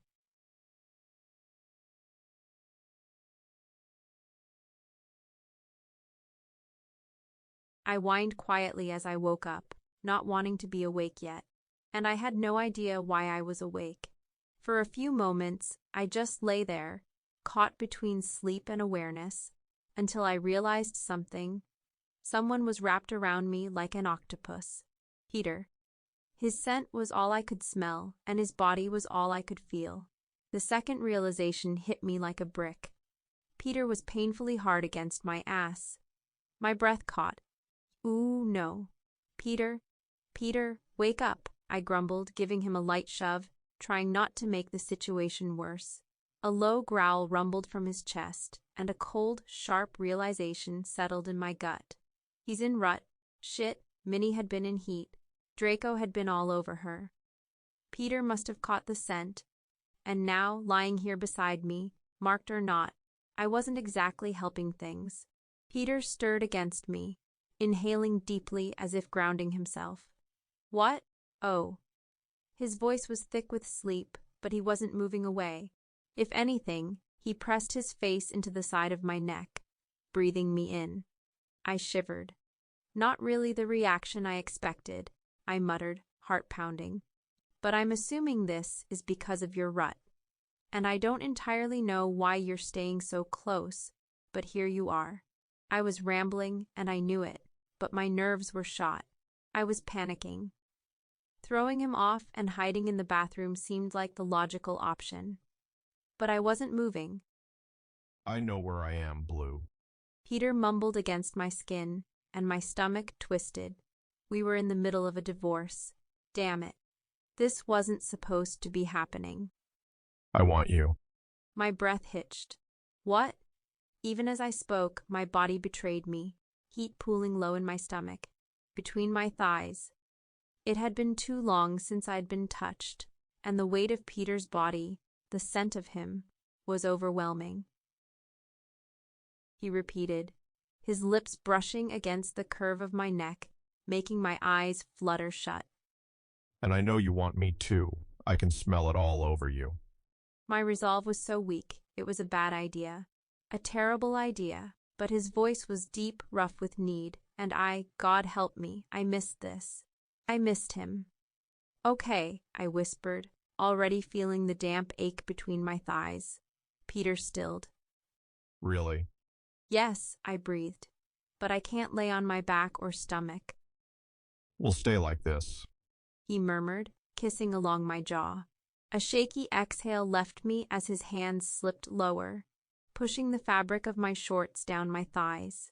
I let him. Too caught up in the feeling of him, his warmth, his touch, the way his lips ghosted over my skin. His fingers teased at my entrance, making my breath hitch. Peter's mouth pressed against my neck, lips skimming over the sensitive spots he knew far too well. I knew this was a mistake, but I wasn't stopping. Instead, I shifted against him, urging him closer. No one was here to judge me. No one would know.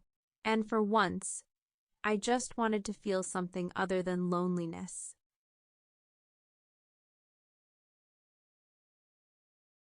Chapter 4. We didn't talk about that night. Not Draco and Minnie, not Peter and me, not even between Minnie and me. It was like an unspoken agreement between all of us, best to let it be, best to move on without dissecting it. The sex happened. It was enjoyable, but acknowledging it out loud, that would only make things complicated.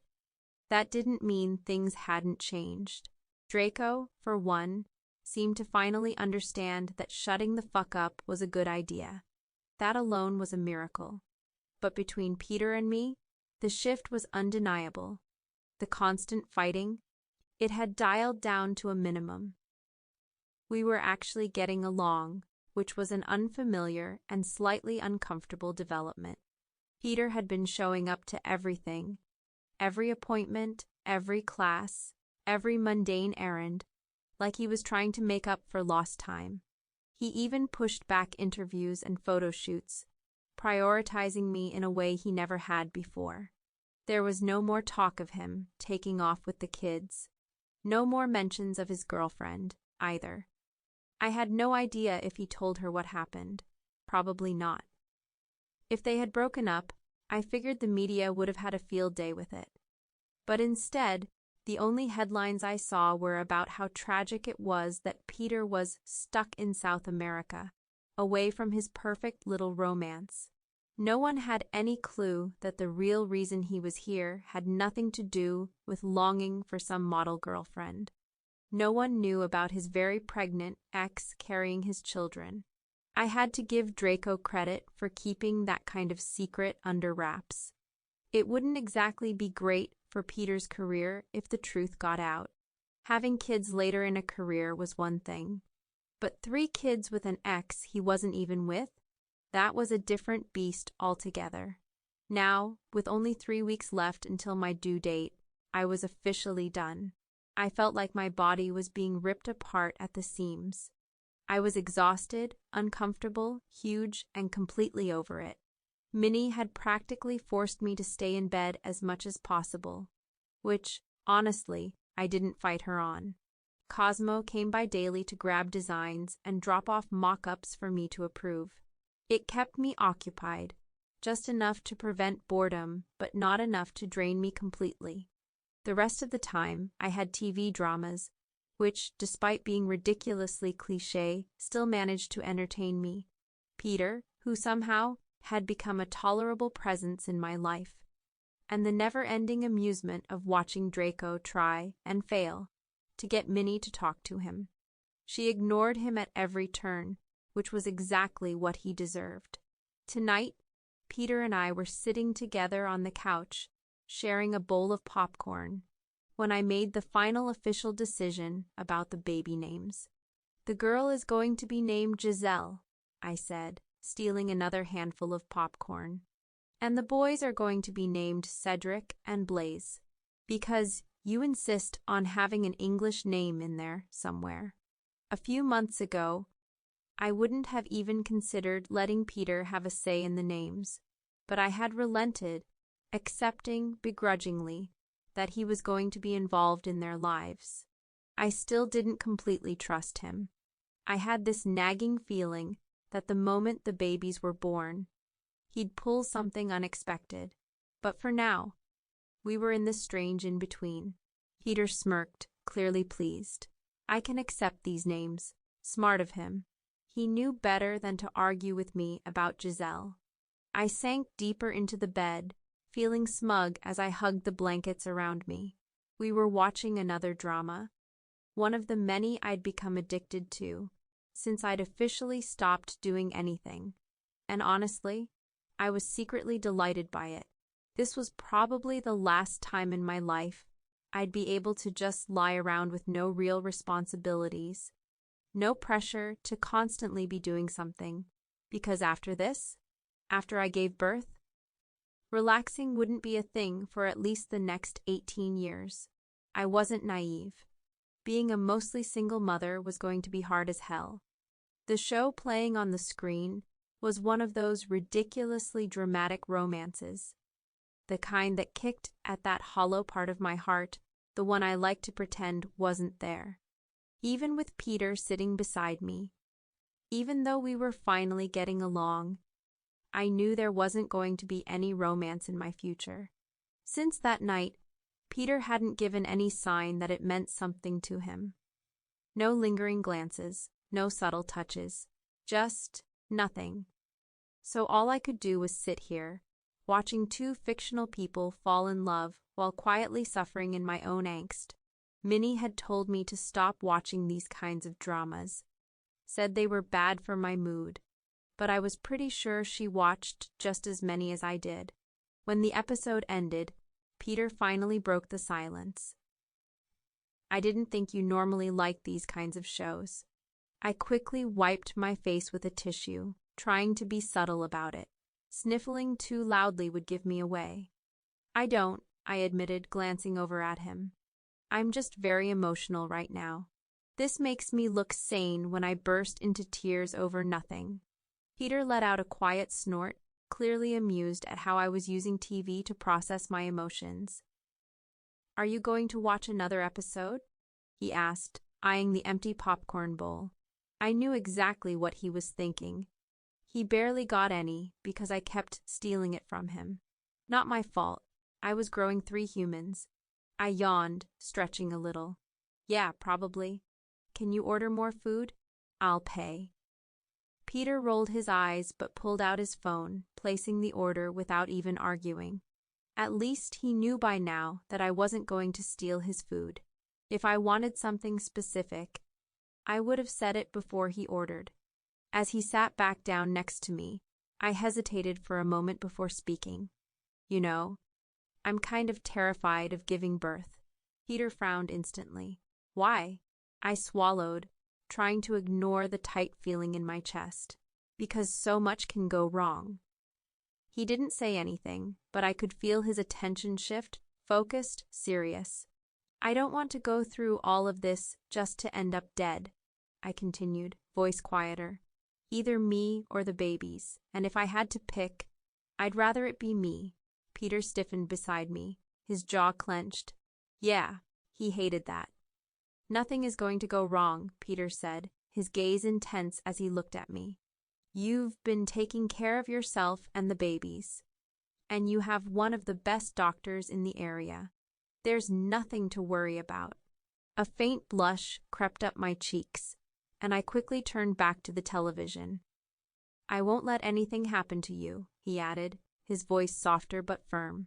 I sighed, clicking onto the next episode, and said, Those are some awfully big promises, Peter.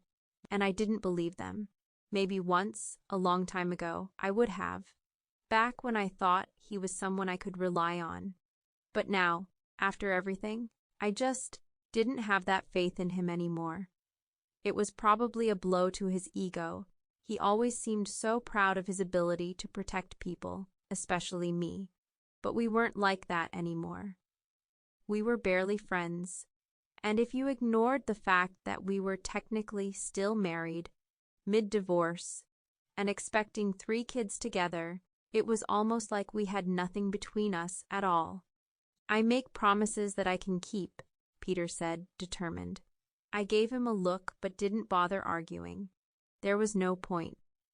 A heavy sigh escaped him before he settled back into the bed beside me. The tension lingered between us for a while. But then the food arrived, and suddenly we had something else to focus on. For a few minutes, things felt normal, just the 2 of us eating in comfortable silence, the drama playing in the background. The earlier tension melted away, leaving something calmer in its place, and I let myself breathe.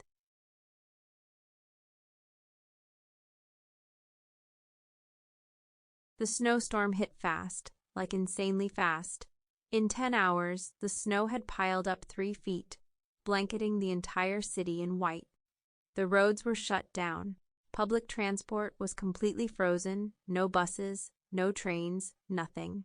The news advised everyone to stay inside, and honestly, I had no problem with that. Minnie called earlier to let me know she wasn't going to make it home from the office.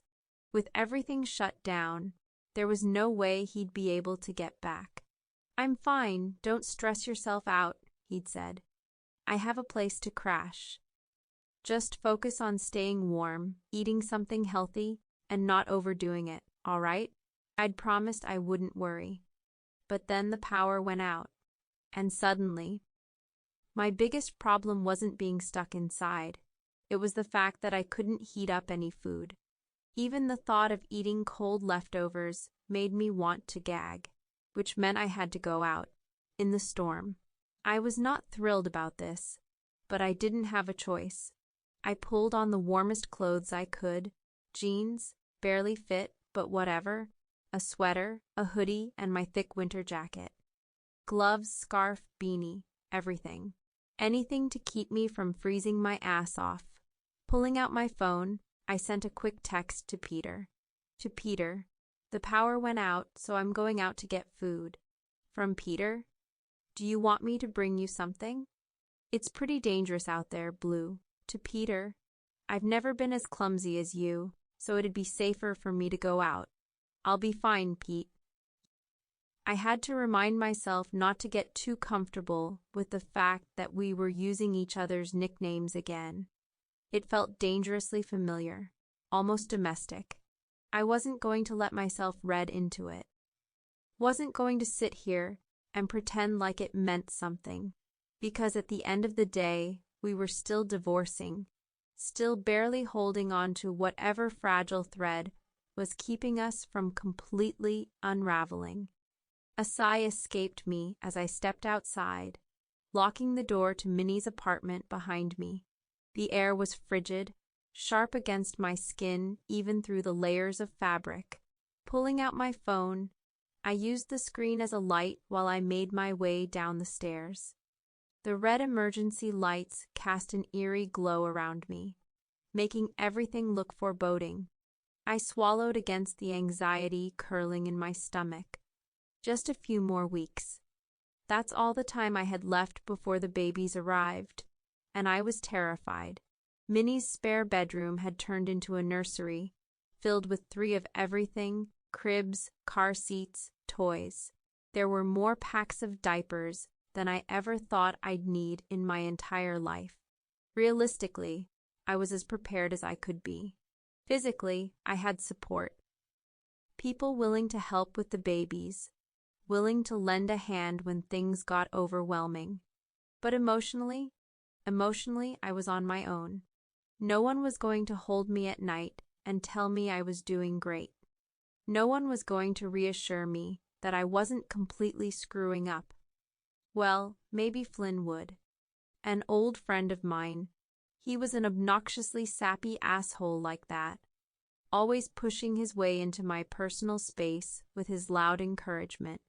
Ever since he found out I was having kids, he'd been even worse, acting like he had some personal responsibility to make sure I didn't spiral. But the fear wasn't going anywhere. I was scared. I didn't want to screw these kids up. I'd always wanted to be a parent. Ever since Peter and I got married, that was the dream, to build a home, to complete what we had started. Now, I'd never have that complete home, but I'd try my damned hardest to make sure my kids never felt like something was missing. Pulling my scarf over my face, I braced against the bitter wind as I stepped into the storm. Snowflakes whipped against my skin, and the cold stung my eyes. There wasn't much I could do about it except walk faster and squint so I didn't get ice in my eyeball. This was probably going to hurt. Just a smidge, or a lot, either way. It took me an hour to get to the restaurant. A walk that should have taken me 15 minutes, even pregnant, turned into a miserable, freezing, disorienting trek. The snow was so thick that everything blurred into an endless sheet of white, and for a while I felt like I was walking in circles. At some point, I realized I was an idiot for going out in this weather, but not enough of an idiot to turn back. I was following my stomach, and nothing was stopping me now. By the time I finally stumbled into the restaurant, I almost cried from relief.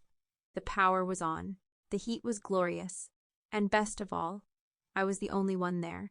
The older woman behind the counter, who'd seen Peter picking up food for me lately, sat down with me while I ate, asking about the babies, about how I was doing.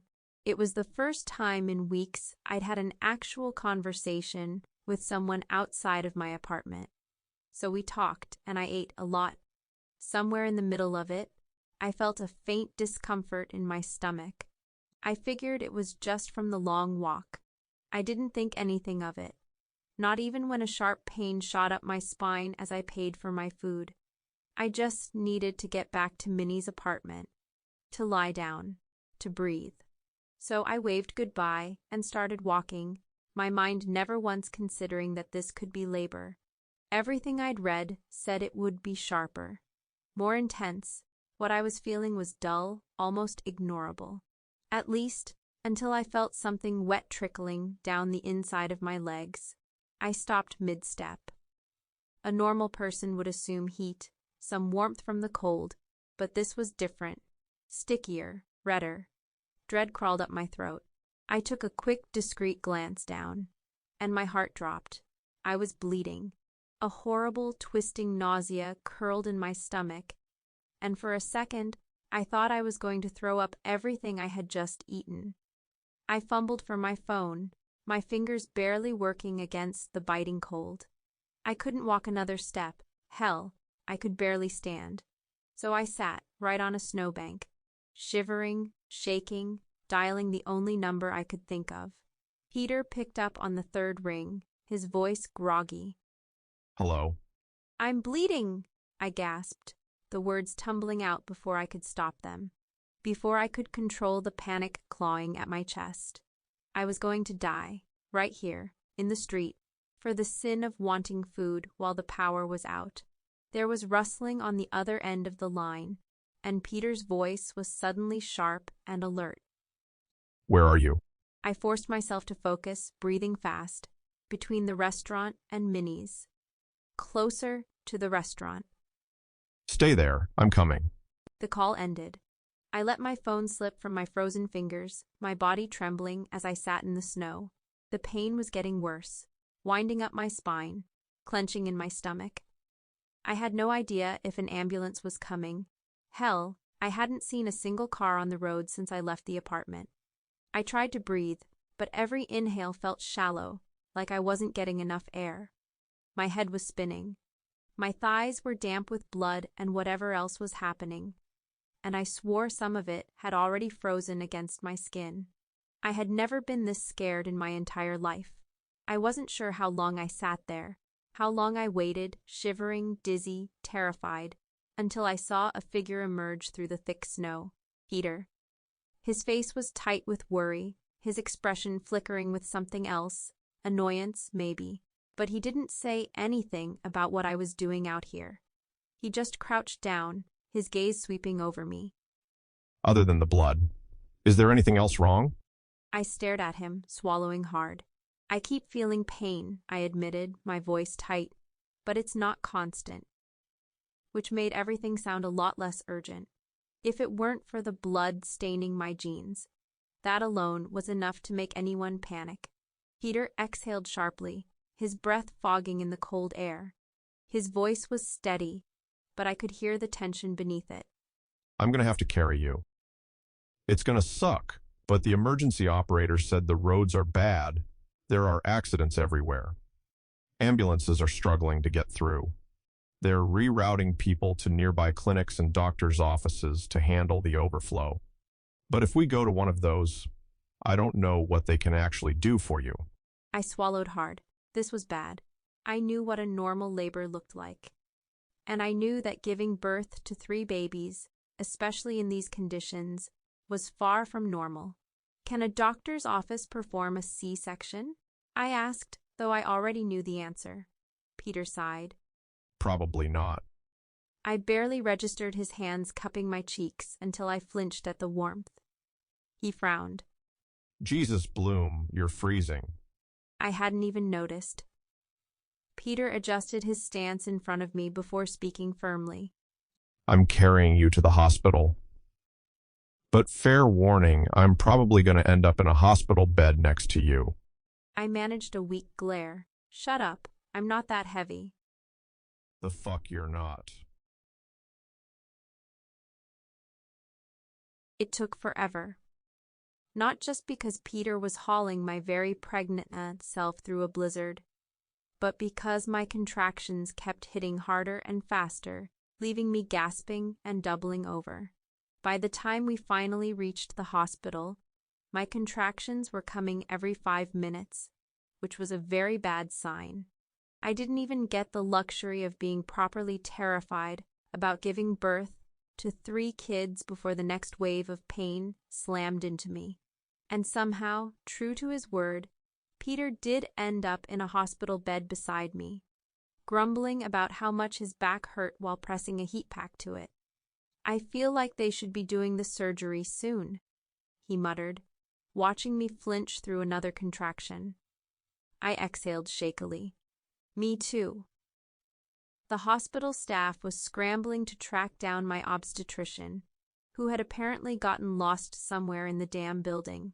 Meanwhile, I was on the verge of splitting in half. Peter squeezed my hand, his voice softer this time. I'm proud of you, you know. I cracked an eye open at him. You're doing amazing, he continued. Haven't even tried to rip my head off once. I let out a strained laugh. You have no idea how tempting it is right now. Yeah?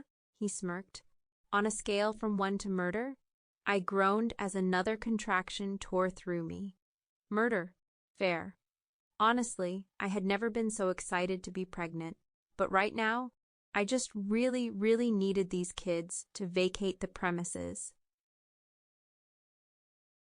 With the next contraction, the pain was unbearable. Something shifted inside me. And the broken-off scream that tore from my throat had Peter scrambling, his voice sharp as he yelled down the hallway. This wasn't normal. Blood stained the hospital blanket covering my lower half, soaking into the flimsy gown they'd slipped me into. Too much blood. Everything was happening too fast. My body was pushing, trying to rid itself of the pain against my will. There was no stopping it, no holding back. It was all too much. I was barely aware of Peter's hands on my cheeks, his voice breaking through the haze, trying to ground me. But the pain swallowed me whole, dragging me into an endless abyss, and then darkness. Chapter 5.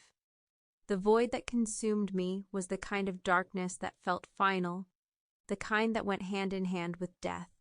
First, there had been blinding, searing pain. Then, there was nothing. But somehow, I didn't stay in that nothingness forever. When my consciousness clawed its way back up, the first thought I had was I shouldn't be here. There was no feasible way I could have survived that kind of agony. And yet, I woke up not feeling any pain at all.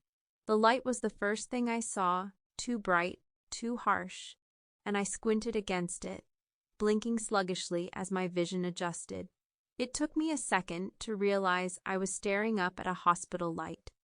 Another second to realize someone was watching me. Peter.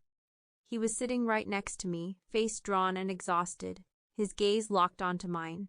He was talking fast, but I could only make out scattered words, my mind still sluggish from whatever drugs they had me on.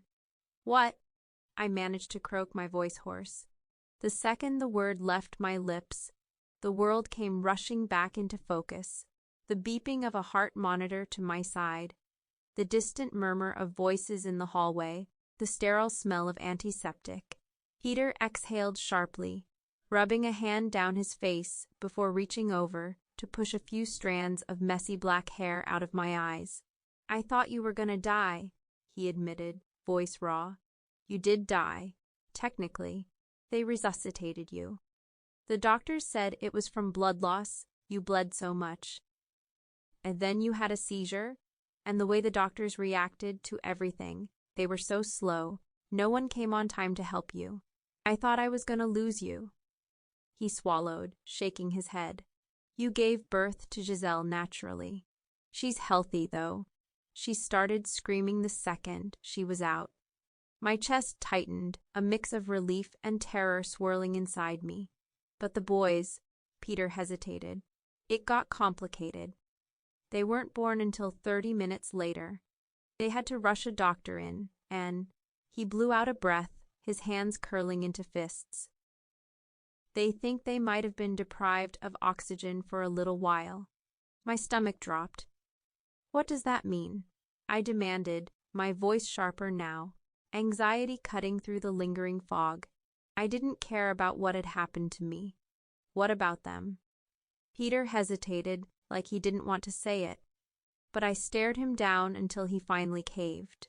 "The biggest risk is cerebral palsy. There could be developmental delays. Seizures, behavioral issues." He swallowed, then quickly added, "But they're getting oxygen now. They're being monitored, and they're warm. One of the nurses got some milk from you, and they're eating well." I let out a slow, shaky breath, trying to process all of it. None of this was supposed to happen this way. It was supposed to be smoother, safer, not this. In the back of my head, I could hear Peter repeating the words to me, because it seemed I had zoned out. Peter ran a hand through his hair, repeating what he'd said. It was clear he was still in a state of shock and trying to keep it together. "You were in bad shape, Bloom. You had a seizure after Giselle was born. You passed out before they could even get the boys out. The doctors say you're stable now, but they want to keep you here for a while." I could hear the guilt in his voice, like this was somehow his fault.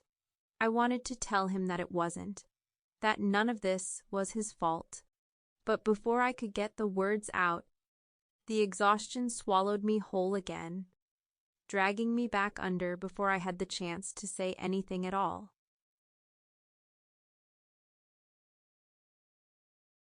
"I almost forgot what you looked like without your whale gut," Flynn commented, stealing a spoonful of lime jello off my tray.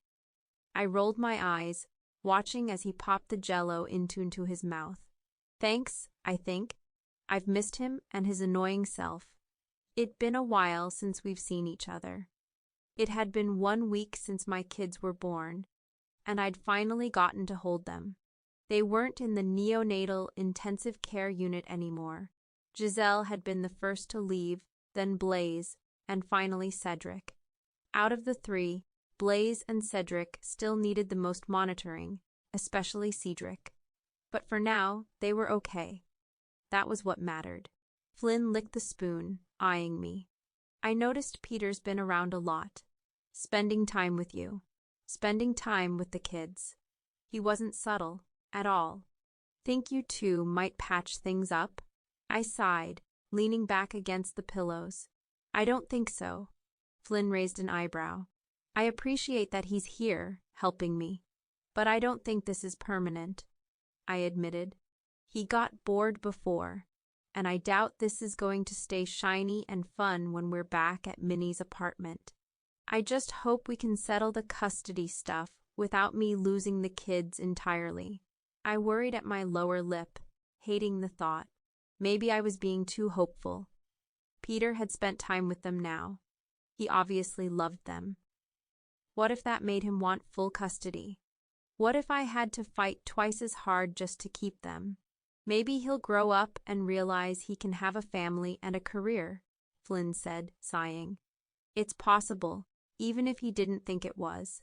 He'd always joked that Peter and I were the mom and dad of our group of friends. Maybe our breakup had hit him harder than he let on."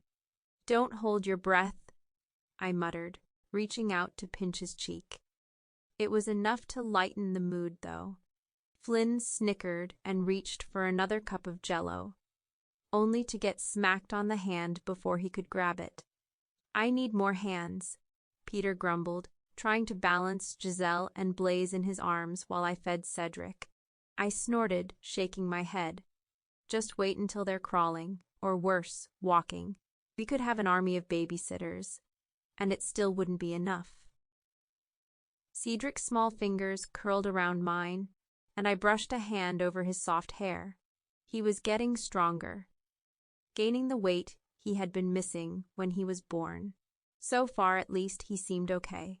"Don't grow up too fast," Peter murmured, pressing a kiss to the top of Giselle's head.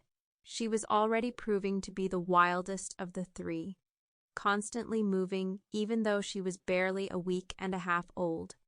A knot of uncertainty twisted in my chest as I glanced at him. "I think at some point we need to talk about what we're going to do." Peter's head snapped up, surprise flickering across his face. "What do you mean?" I hesitated, shifting Cedric in my arms. "I don't know how this is going to work, but I want you to be in their lives. And I want to be in their lives too, obviously. That means we need to figure out a way to make this work." Peter was watching me now, his expression unreadable. I swallowed hard. "I know if I try to fight you in court, I'll probably lose, and I can't lose them. So I'd rather find a way to make this work, to give them both of their parents and some kind of stable life." It wasn't the perfect solution, but it was the only choice that felt right. I just hoped I wasn't making a mistake. Peter's mouth opened. He looked like he wanted to say something, desperately. But before he could, the door swung open, and Minnie and Draco walked in. It was honestly a miracle they were getting along as well as they were, but that was mostly because they were united in their mission, suing the absolute shit out of the hospital for how they botched my delivery. I hadn't been a difficult case, but they had turned me into one, and both lawyers were pissed, rightfully so. If Cedric and Blaze hadn't survived, if I hadn't survived, too many things could have gone wrong. Too many things almost did. "There's a high Cedric's, they'll settle out of court," Draco said, slipping into professional mode. "They really don't want this getting out. And if it does, the news will be all over it." As he spoke, I glanced at Minnie, only to find that look on her face. I knew that look. Minnie still loved Draco, even after everything, even after being abandoned. It hurt to see. It hurt because I understood it. I knew she would never forgive Draco for what happened, but it had all gotten more complicated ever since the Alpha had been the one to help her through her heat. Someday, I would have to figure out how to fix the mess my friend was in. If only biology hadn't stabbed Omegas in the back the way it did. "I kind of want people to know what happened," I admitted. On the other hand, they'd probably settle for a huge amount, enough to set the kids up for life, if we put it away for them. Money wasn't a problem right now. My brand was doing well, especially the pregnancy line. Additionally, the line for mail carriers. Peter was still doing fine financially, too, even though he hadn't been working much lately. "I guess it depends on what they offer," he said, shifting Giselle in his arms. "But someone should definitely get fired." He wasn't wrong. Our future was up in the air right now. Whatever decisions we made next would affect the kids for the next 18 years. Minnie exhaled, looking between us. "I think you should go back home." I stiffened. "Home. The one you two once shared," she clarified. "I have no problem if you want to take the kids back to my apartment. But it's small. I know you prepared to bring them there, but I thought maybe you'd want some alone time. With your kids, both of you." I swallowed. I had been yearning for that house, the one I had run away from. It was already set up for children. 2 empty rooms. I could picture the boys in one and Giselle in the other. It could work. "Are you sure?" I asked hesitantly. You'd have to move everything back. I was nervous. That house had been a place I had fled from when Peter left me. It was a home we had both abandoned, but it was also a home our children deserved to experience. Minnie's apartment was too small. It might have been fine for just the two of us, but now there were 6 of us. Peter studied me. Are you sure you want to go back there? It's the best option, I said simply. Because it was. Minnie nodded. All right, we'll move everything before you're discharged. You still need time to heal. We don't want you, popping. I wrinkled my nose, taking Cedric back into my arms. You. The last thing I wanted to think about was my staples bursting open. I was already dealing with enough damage from the failed natural birth and emergency C-section. Thankfully, I hadn't seen myself in a mirror lately, and I planned to keep it that way. Chapter 6. It was odd to be back in the house I had fled from almost a year ago. Draco, Minnie, Cedricial, and Flynn had cleaned everything up, moving in what we needed. The bed Peter and I had once shared was still there, new sheets, new blankets, same memories. But the fresh linen couldn't erase the weight pressing down on me. I remembered the last time I had stood in this house, packing my things, knowing I couldn't stay any longer. This house held years of our marriage, and its downfall. It was hard to be back, but there was no time to dwell. Not when we had 3 tiny humans relying on us. I'm too tired to cook, Peter announced, flopping onto the couch. Pizza? I barely had the energy to sit upright, let alone argue. Everything still hurt, and every time I tried to get up, Peter would pull me right back down, reminding me I was still healing. Pizza works, I mumbled, taking a slice the moment it arrived. I leaned back, too exhausted to care about anything else. The kids were surprisingly good, all things considered. Sure, they cried at weird times and had absolutely no shame about doing their business whenever they felt like it. But we were managing. Diaper Cedriges, though, a whole new level of horror. The silence that settled between us was comfortable. Genuinely comfortable. Peter took a bite, then spoke with his mouth full. When do babies start sleeping through the night? I groaned. The earliest is 3 months, but some take up to a year. Peter paled, rightfully so.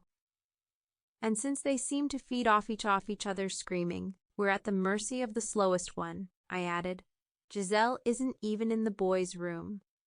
But that doesn't stop her from screaming along with them. And them with her. Peter sighed dramatically. So, never, I smirked. Exactly. I watched him as he effortlessly juggled parenting duties, feeding, soothing, changing diapers, being there. You're doing pretty good at this dad thing, I admitted. Peter glanced at me in surprise. I didn't say it enough. I should. He had stepped up in ways I hadn't expected, especially with how useless I felt, still healing and barely able to lift one baby at a time.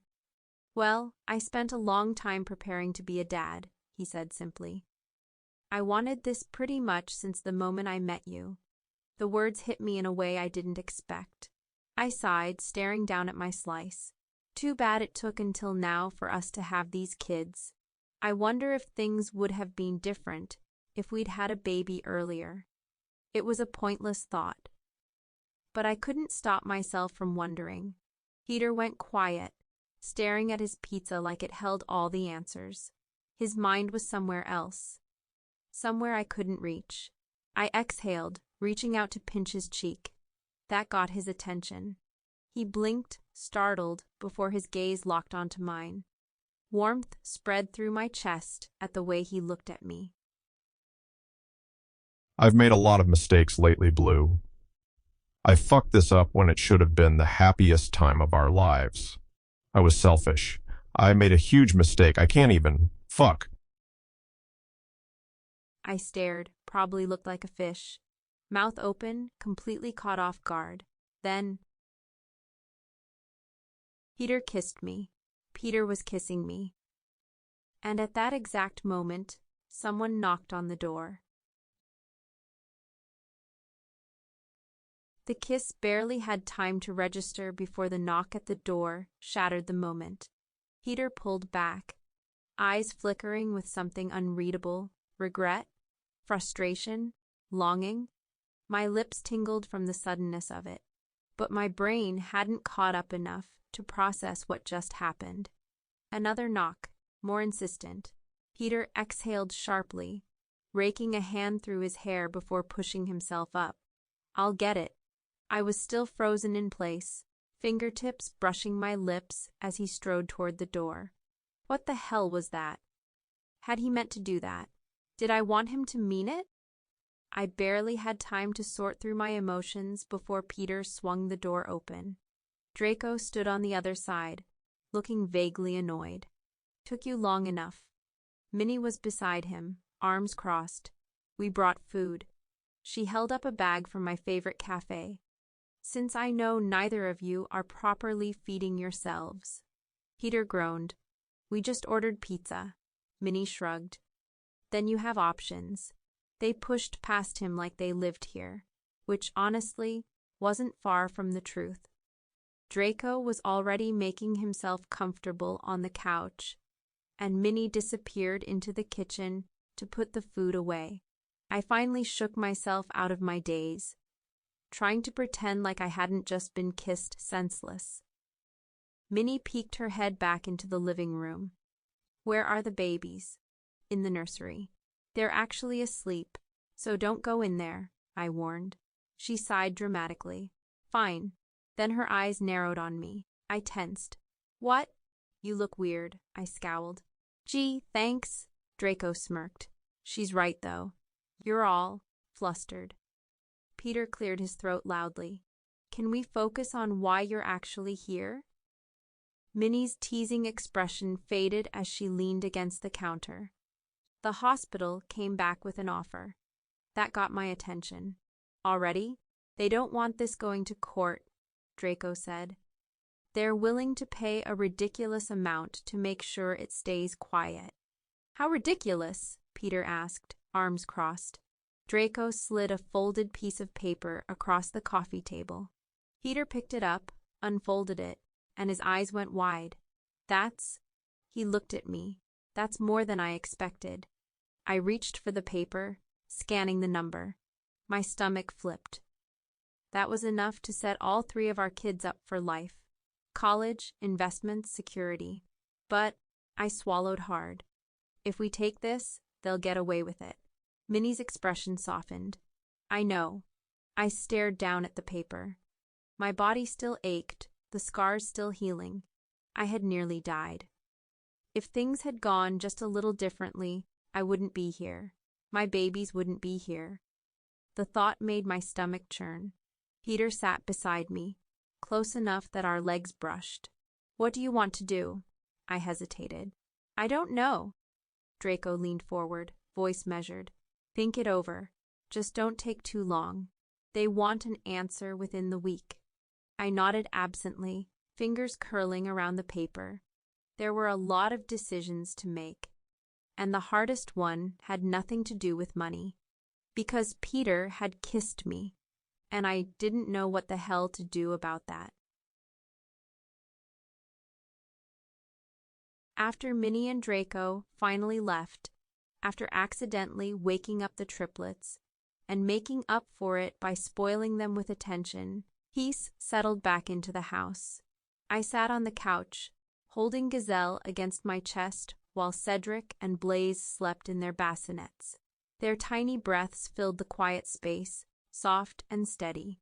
Peter had left not long ago, answering a business call that apparently required his immediate presence somewhere. He promised he'd be back soon, so now I was alone with my thoughts, and my thoughts were an absolute mess. I exhaled slowly, pressing a kiss to Giselle's soft, warm head before carefully setting her down beside her brothers. Peter kissed me. The memory replayed in my head over and over, like a scratched record. The feel of his lips against mine, the heat of it, the way my stomach had dropped like I'd just taken a step off a cliff. My wolf went absolute feral at its long-lost mate. It wasn't supposed to happen. It shouldn't have happened. But it did. And now I had to deal with the fact that I didn't hate it. I rubbed my hands over my face with a groan. This was the last thing I needed to be thinking about. My body was still healing. My emotions were all over the place, and the triplets were barely a month old. There was no space in my life for whatever this was. And yet, did Peter even mean it? Was it just a moment of guilt? Nostalgia? Was it because we were back in the house we used to share, where everything fell apart? Or was it something more? I stared at the ceiling, my mind racing. Peter had a girlfriend. Or at least, I thought he did. I actually had no idea where they stood right now. Was he still with her? Had he told her about the babies arriving? A bitter laugh escaped me. What a mess. And yet, despite all of that, my brain wouldn't stop picturing a version of life where we actually got back together. It would be easier, wouldn't it? Co-parenting under the same roof, raising the triplets together, falling back into old routines. It wouldn't be perfect, but at least the kids would have both of their parents every day. It would be simpler, safer, better than the alternative, the one where Peter decides to take custody and disappears with them to China, leaving me behind. My stomach twisted at the thought. I wouldn't survive that. I couldn't. I glanced at the triplets, peaceful in their sleep, completely unaware of the storm raging inside me. Did Peter want that? Did he want me back? Or was I just convenient? Did I even want him back? I shook my head. Too many questions. No answers. And the worst part? I wouldn't get any answers until Peter came back. Chapter 7. I must have dozed off. One moment, I was lying on the couch, watching the triplets sleep. The next, loud, impatient knocking startled me awake. My heart lurched as I sat up, disoriented. The house was dim, the only light coming from the soft glow of the baby monitor. The knocking came again, louder this time, followed by the sharp ring of the doorbell. I frowned. It couldn't be Peter. He had the keys. He also knew damn well I wasn't supposed to be getting up on my own. Another round of knocking. More aggressive this time. A strange unease curled in my stomach. Who the hell? I took a deep breath, bracing myself before carefully getting to my feet. My body still protested every movement, soreness radiating from deep within me. I was dizzy, but I pushed through it, slowly waddling toward the door. By the time I reached it, the knocking had turned into full-on pounding. Whoever was outside was pissed. I hesitated for a split second before unlocking the door and pulling it open, and immediately regretted it. A woman stood on the doorstep, tall and beautiful in a cold, polished kind of way. Her lips were painted a deep red, her expression sharp and impatient. I knew who she was before she even said a word. Peter's girlfriend, or ex-girlfriend? I still wasn't sure. Her dark eyes swept over me, and something flickered in them. Pity, maybe, or disdain. "You're Bloom, aren't you?" Her voice sounded deeper than I remembered. Still annoying, though. I gripped the doorframe, grounding myself. "And you are?" "Alice. I think we need to talk." Her painted lips curled into a smirk. Everything about her set off alarms in my head. Why was she here?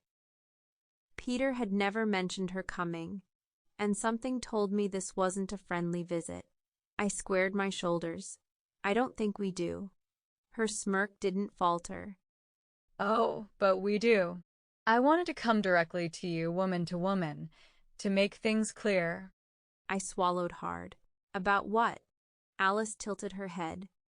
"About Peter. About the kids. About how this is all going to go." A chill ran down my spine.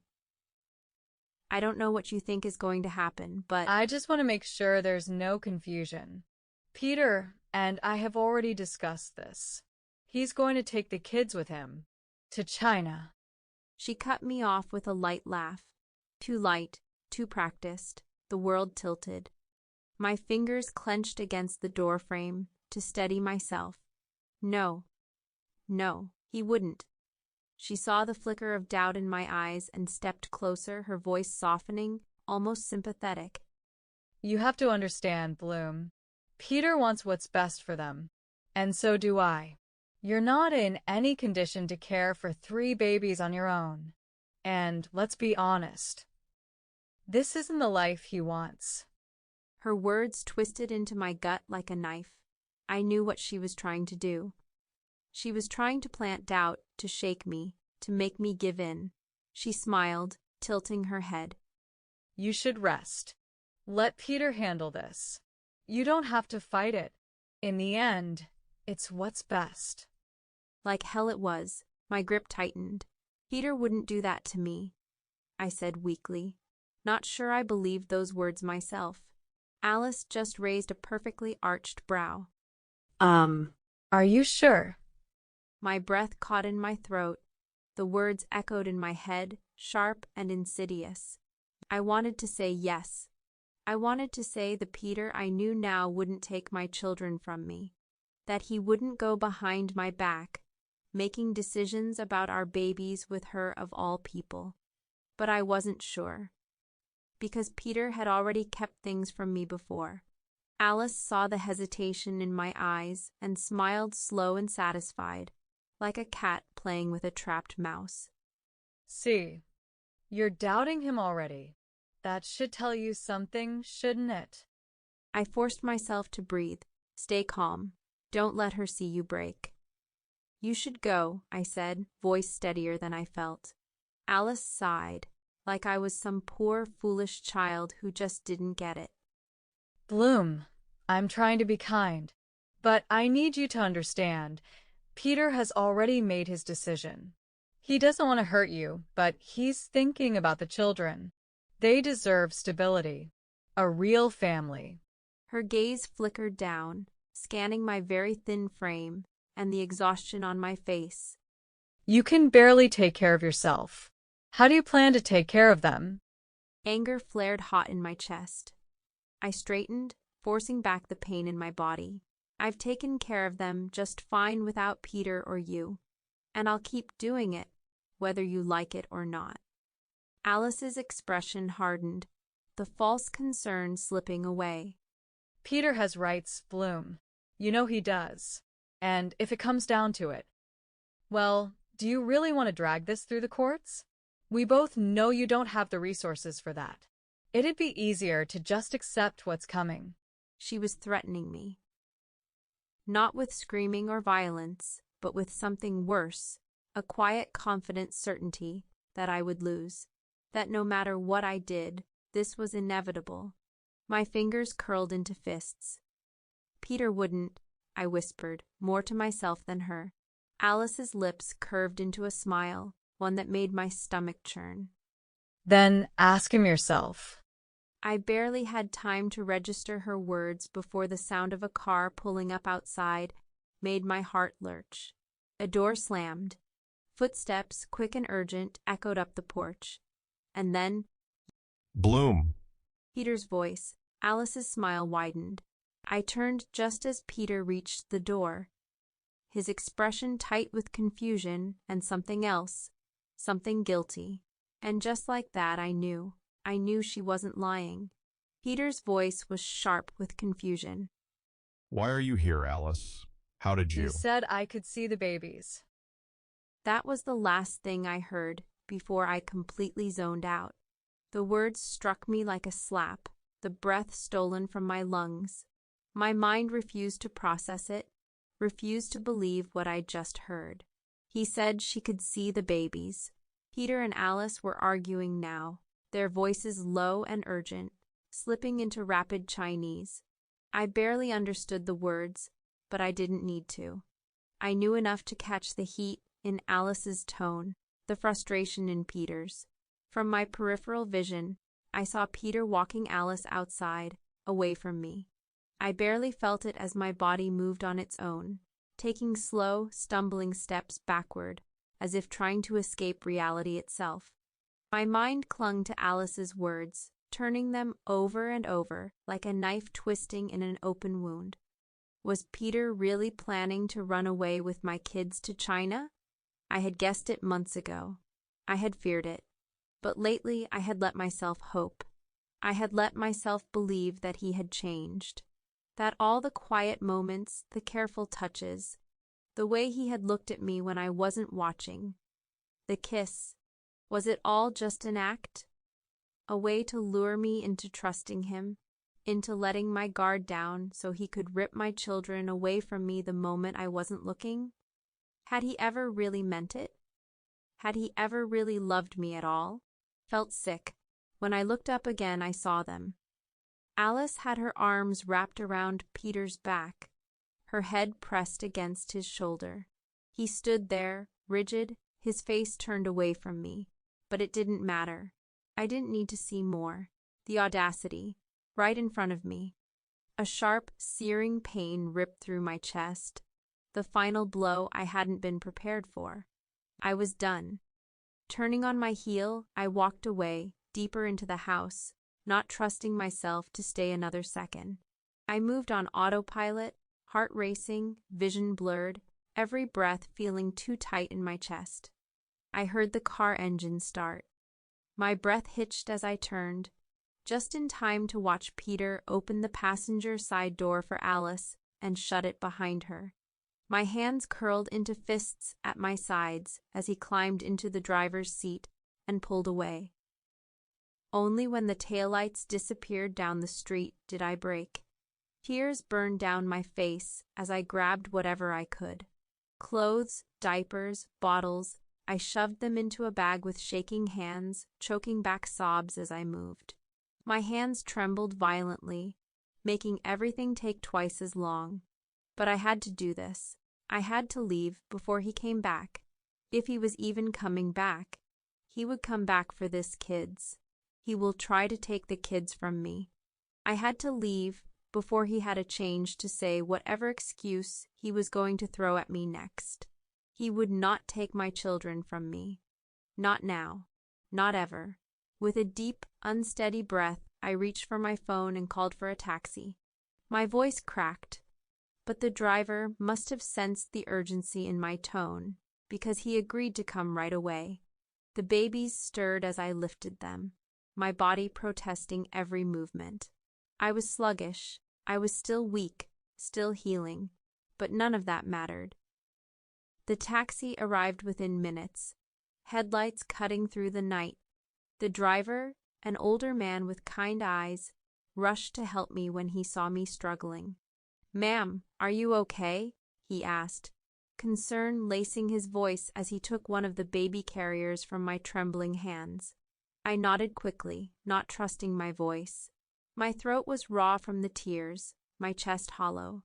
I slid into the back seat, holding my babies close as the driver shut the door. "Where to?" he asked gently. I swallowed the lump in my throat. "Minnie's house," I whispered.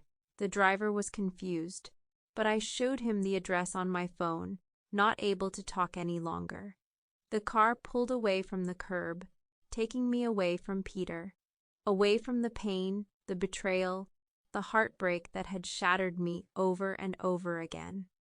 I would figure things out later. I would deal with the weight of everything later. For now, all I needed was distance. Peter would not take my children from me. Chapter 8. Minnie held me the moment I arrived, letting me cry everything out. She took me in without hesitation, not even asking for an explanation before pulling me inside and helping me settle the babies. But once they were tucked in, she sat me down on her couch, her hands firm on my shoulders, eyes filled with fire. "What the hell happened?" she demanded. I told her everything. I choked out the betrayal, the kiss, the way Peter left with Alice like I didn't even exist. My voice broke, and so did I, collapsing against her as fresh tears spilled down my cheeks. Minnie cursed under her breath, holding me tighter. She wasted no time.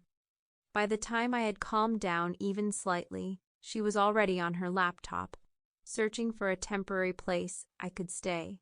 Peter's going to come here first. That's a fact. You need to be out before he even thinks of looking. From my old bed, I could hear Minnie yelling over the phone at Draco about his shitty friend Peter. She was just as furious as I was, if not more. The infants were still sleeping, thank God, oblivious to the storm raging outside these walls. And then, at 2 a.m., just when I had finally fallen asleep in Minnie's arms, a loud, heavy knock at the door shattered the silence. I jolted awake, heart pounding in terror. No, then I heard him. Bloom. Peter's voice rang through the door, rough, urgent. I froze. Panic shot through me, my breath coming out in short, shallow gasps. My hands fisted into the blankets, my body locked in place. Words tumbled from my lips, words I couldn't even understand myself. Shh, Minnie whispered, suddenly beside me, her hand covering my mouth, holding me still. Stay quiet. The knocking turned aggressive. The doorbell rang over and over. Peter was calling both of our names now. A soft whimper broke through the room. Giselle. She was stirring, seconds from crying. My entire body went cold with fear. If she cried, Peter would hear. Moving as silently as I could, I rushed across the room and scooped her up, bouncing her gently against my chest, my heart racing in time with hers. Shh, baby, it's okay, I whispered, holding her tightly, praying she wouldn't make a sound. Minnie's phone lit up with an incoming call from Peter. She snatched it up with lightning speed, silencing it before it could ring out loud. Thank God, my phone was already dead. It felt like we were trapped in a horror movie, barely breathing, trying to stay as silent as possible. 30 minutes.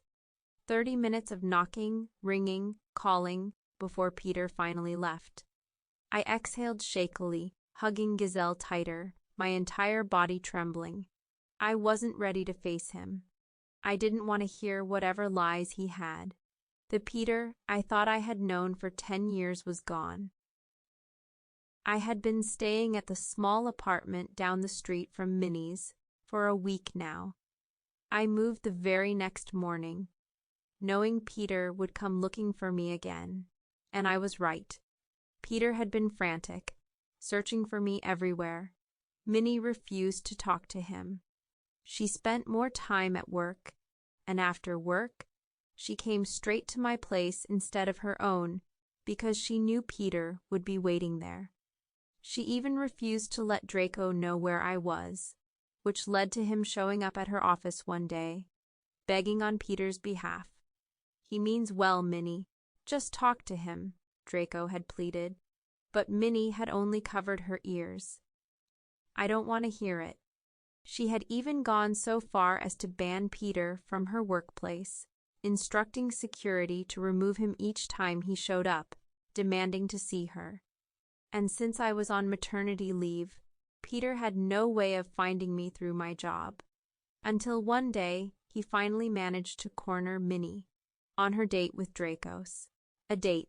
Lately, Draco had been inching his way back into Minnie's life, asking for a second Cedric's. Minnie was still hesitant, but she was cautiously giving it a shot. He had been stepping up, helping her out more than once, especially her heat, which was now happening more regular than usual. And without realizing it, Min and Draco had fallen into a quiet routine of meeting up regularly. That night, Minnie had sworn Draco to secrecy, no talking about Peter or me. And for the most part, the evening had gone well, until Peter showed up unexpectedly. Draco had been just as surprised as she was. But then it all made sense. Minnie had posted an Instagram story of their dinner, a simple shot of her food. She had been so giddy that the date was going well, she completely forgot that Peter could track her through something as small as that. And now, here we were. I stood frozen in front of my apartment door, Cedric cradled in my arms as I breastfed him. My heart hammered against my ribs as I stared at the sight before me. Minnie stood at my doorstep, looking guilty as hell, and behind her Peter. My breath caught in my throat, my entire body locking up. The sight of him sent a wave of emotions crashing over me: anger, betrayal, heartbreak. I clutched Cedric tighter, my mind racing, my body stuck between fight and flight. Minnie swallowed hard, shifting on her feet. I think you need to hear him out, Bloom. Please. I felt like the ground had just been ripped out from under me. Minnie's eyes pleaded with me, her voice softer this time. Please, Bloom. I clenched my jaw so hard it hurt. Every cell in my body screamed at me to slam the door in their faces, to shut out Peter and the betrayal standing right in front of me. But something in the way she said it made me hesitate. Just then, Cedric wiggled against me, fussing as he unlatched. His little face scrunched up before a sharp cry tore through the hallway. Before I could adjust him, Peter stepped forward, reaching out instinctively. Let me. I jerked back violently, clutching Cedric to my chest like my life depended on it. Panic clawed at my throat. My mind went straight to the worst possible scenario: Peter ripping my son from my arms and running, disappearing with him before I could react. My body moved before I could even think, putting as much distance between us as possible. Peter froze, his hand dropped to his side, and the look on his face, like I had slapped him: pain, guilt, devastation. Minnie sucked in a sharp breath, eyes darting between us. Without another word, she stepped forward, carefully taking Cedric from my arms. I'll take him. I didn't protest. I couldn't. I was too busy staring at Peter, at the way his face had drained of color, at the way his fingers twitched like he wanted to reach for me, but didn't dare. Minnie and Draco disappeared down the hall, leaving us alone. And then it was just us. The moment the door clicked shut, I felt it. Peter's pheromones filled the room, immediately settling the panic that had been clawing up my throat. I knew he was doing it on purpose, just like he used to when we were together. Anytime I was anxious or upset, his scent had a way of grounding me, calming the storm in my chest. He did that on purpose. My fists clenched at my sides. Don't, I gritted out. Peter stayed silent, watching me carefully, his body tense like he was preparing for a storm. Good, because he was about to get one. I broke up with Alice. Peter blurted out before I could say a word. I faltered for a second, thrown off by his interruption, before scoffing. That's what Minnie wanted me to hear him out about? Did he really think that was supposed to mean anything to me? I crossed my arms, staring at him blankly and unimpressed. So? I broke up with her a while ago, before the babies were even born. The day we. He hesitated, swallowing hard before continuing. The day we slept together. I stilled, blinking at him. The day we had sex? That was a while ago. My mind reeled, connecting the dots. If that was true, then all this time, all these months, Alice had still been lurking, still trying to stake her claim. Peter must have seen my expression darken, because he quickly continued. She didn't take it well, Bloom. She's been harassing me ever since, trying to get me back, threatening me. Oh, I let out a sharp, humorless laugh. Right? And I'm just supposed to believe that? Peter exhaled, his eyes pained. Alice wanted kids, but she never wanted to carry them herself. She wanted to keep her body perfect for her modeling career. Her modeling. When she found out about the babies, she saw them as the perfect solution. An easy way out without the inconvenience of pregnancy. Disgust churned in my stomach. I sucked in a sharp breath. So that's why she showed up here. She really thought she had some kind of right to them. Peter nodded. She wanted to use them to keep me tied to her. After I broke up with her, she started threatening to go public. She told me she'd tell the media I cheated on her, that I got another Omega pregnant while we were still together. The public knows me and Alice were together. They would believe her, no doubt. His jaw tightened. That day, after I kissed you and Draco and Minnie were here, when I had left after a business call, the day Alice came, I found out there was already a blind item circulating. The label called me in a panic. They'd connected the rumors back to me. To you. My blood ran cold. My breath hitched. What? He looked at me, guilt heavy in his expression. Somehow, the media got pictures of you. Your face, your brand, everything. It was about to be released. My head spun. Peter. I took care of it. I paid them off a huge amount, made them sign NDAs, threatened to sue if anything leaked. And with all this that has been going on, I didn't want you to stress out. It would have been horrible of me to put you in that position while preparing for the babies to be out, and especially while you were still recovering from the birth. He sighed, running a hand through his hair. My heart was never in it when Alice would bring up making rooms for the babies and bringing them to China.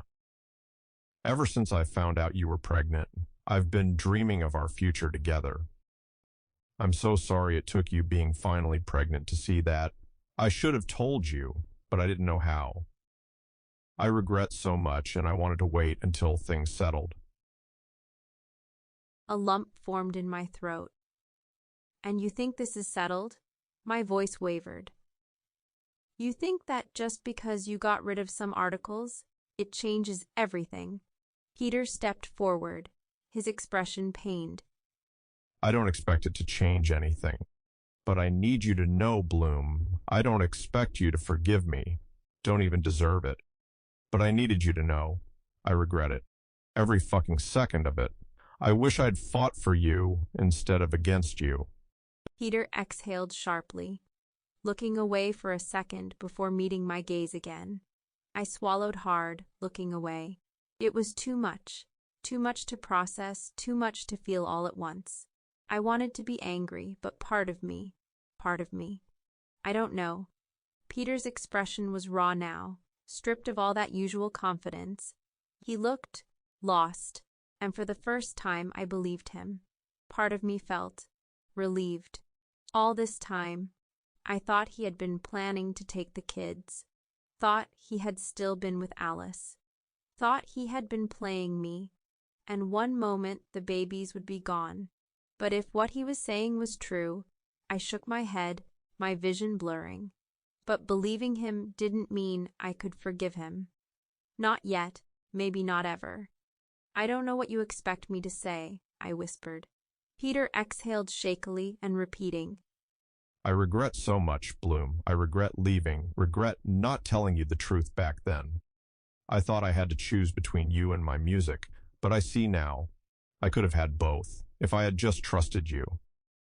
If I had just told you what I was going through. Every time I see you with them, every time I see how good we are together, I hate myself for walking away. I kissed you because I wanted to tell you that. I wanted to ask for a second chance. A sob broke from my lips before I could stop it. Peter wanted to hold me, but hesitates, not knowing how I would take it. I hated him for leaving. I hated him for making me go through this alone. But I hated myself, too, for still wanting to believe him. I stared at Peter for a long, unbroken moment, my heart pounding in my ears. I didn't trust his words alone. I couldn't, so I reached for something deeper. Something I hadn't dared to touch in a long time. Our bond. The moment I opened myself to it, a rush of emotions hit me all at once. Regret, guilt, longing. Pain so deep it felt like it had been carved into his soul. He wasn't lying. Peter meant every word. A shaky breath left me as the weight of it all settled in my chest. And then, before I could second-guess myself, before I could talk myself out of it, I let out the one thing I never thought I'd say. I forgive you. The words trembled in the air between us, fragile but real. And Peter, he looked like I had just given him the very thing he never thought he'd deserve.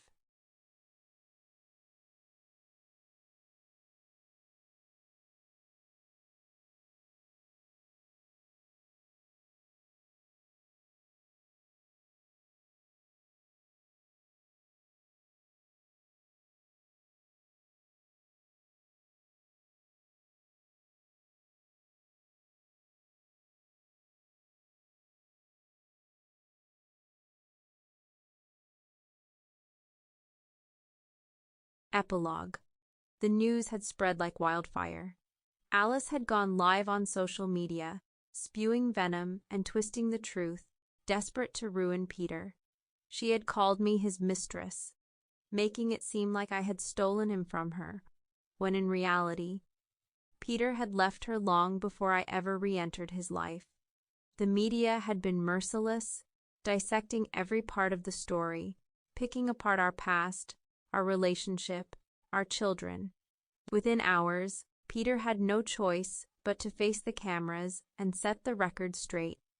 "Bloom is not my mistress," he had said, standing tall despite the chaos around him. "She is my ex-wife, the mother of my children.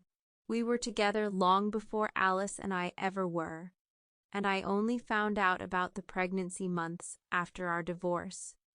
I stepped up because I couldn't let my children grow up without a father. I failed her once before, and I won't fail her again."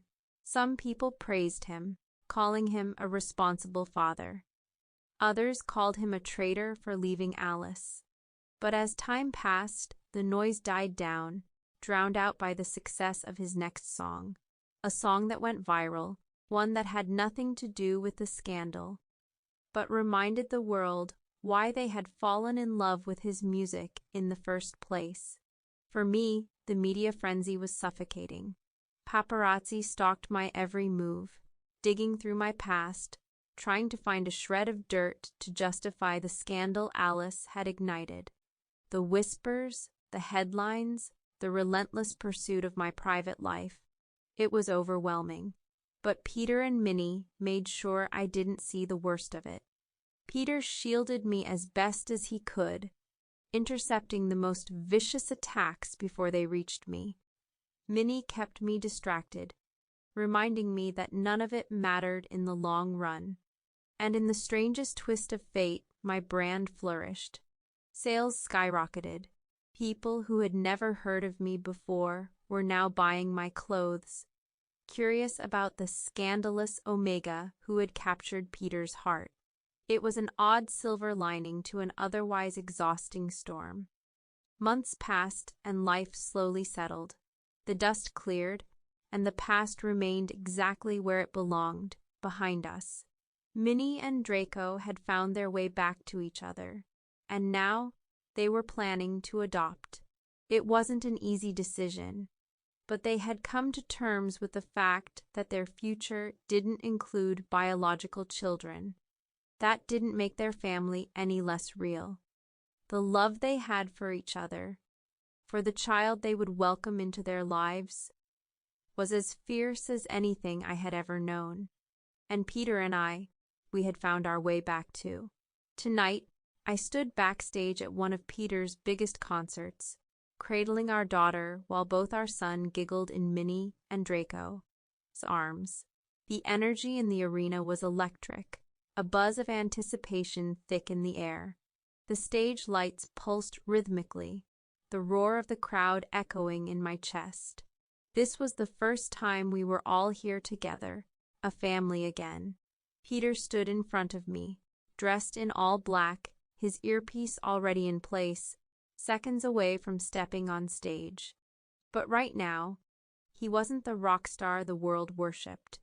He was just Peter, the man I had loved, the father of my children.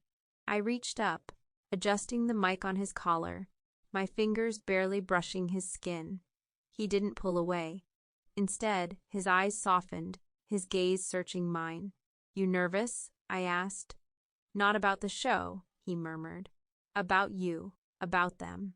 His eyes flickered toward our children, and in that moment, I saw all of it, the weight of his past mistakes, the fear of losing us again.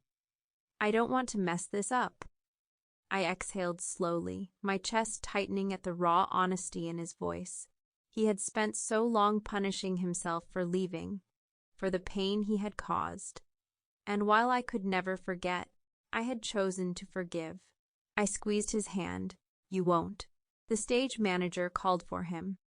The crowd roared. It was time.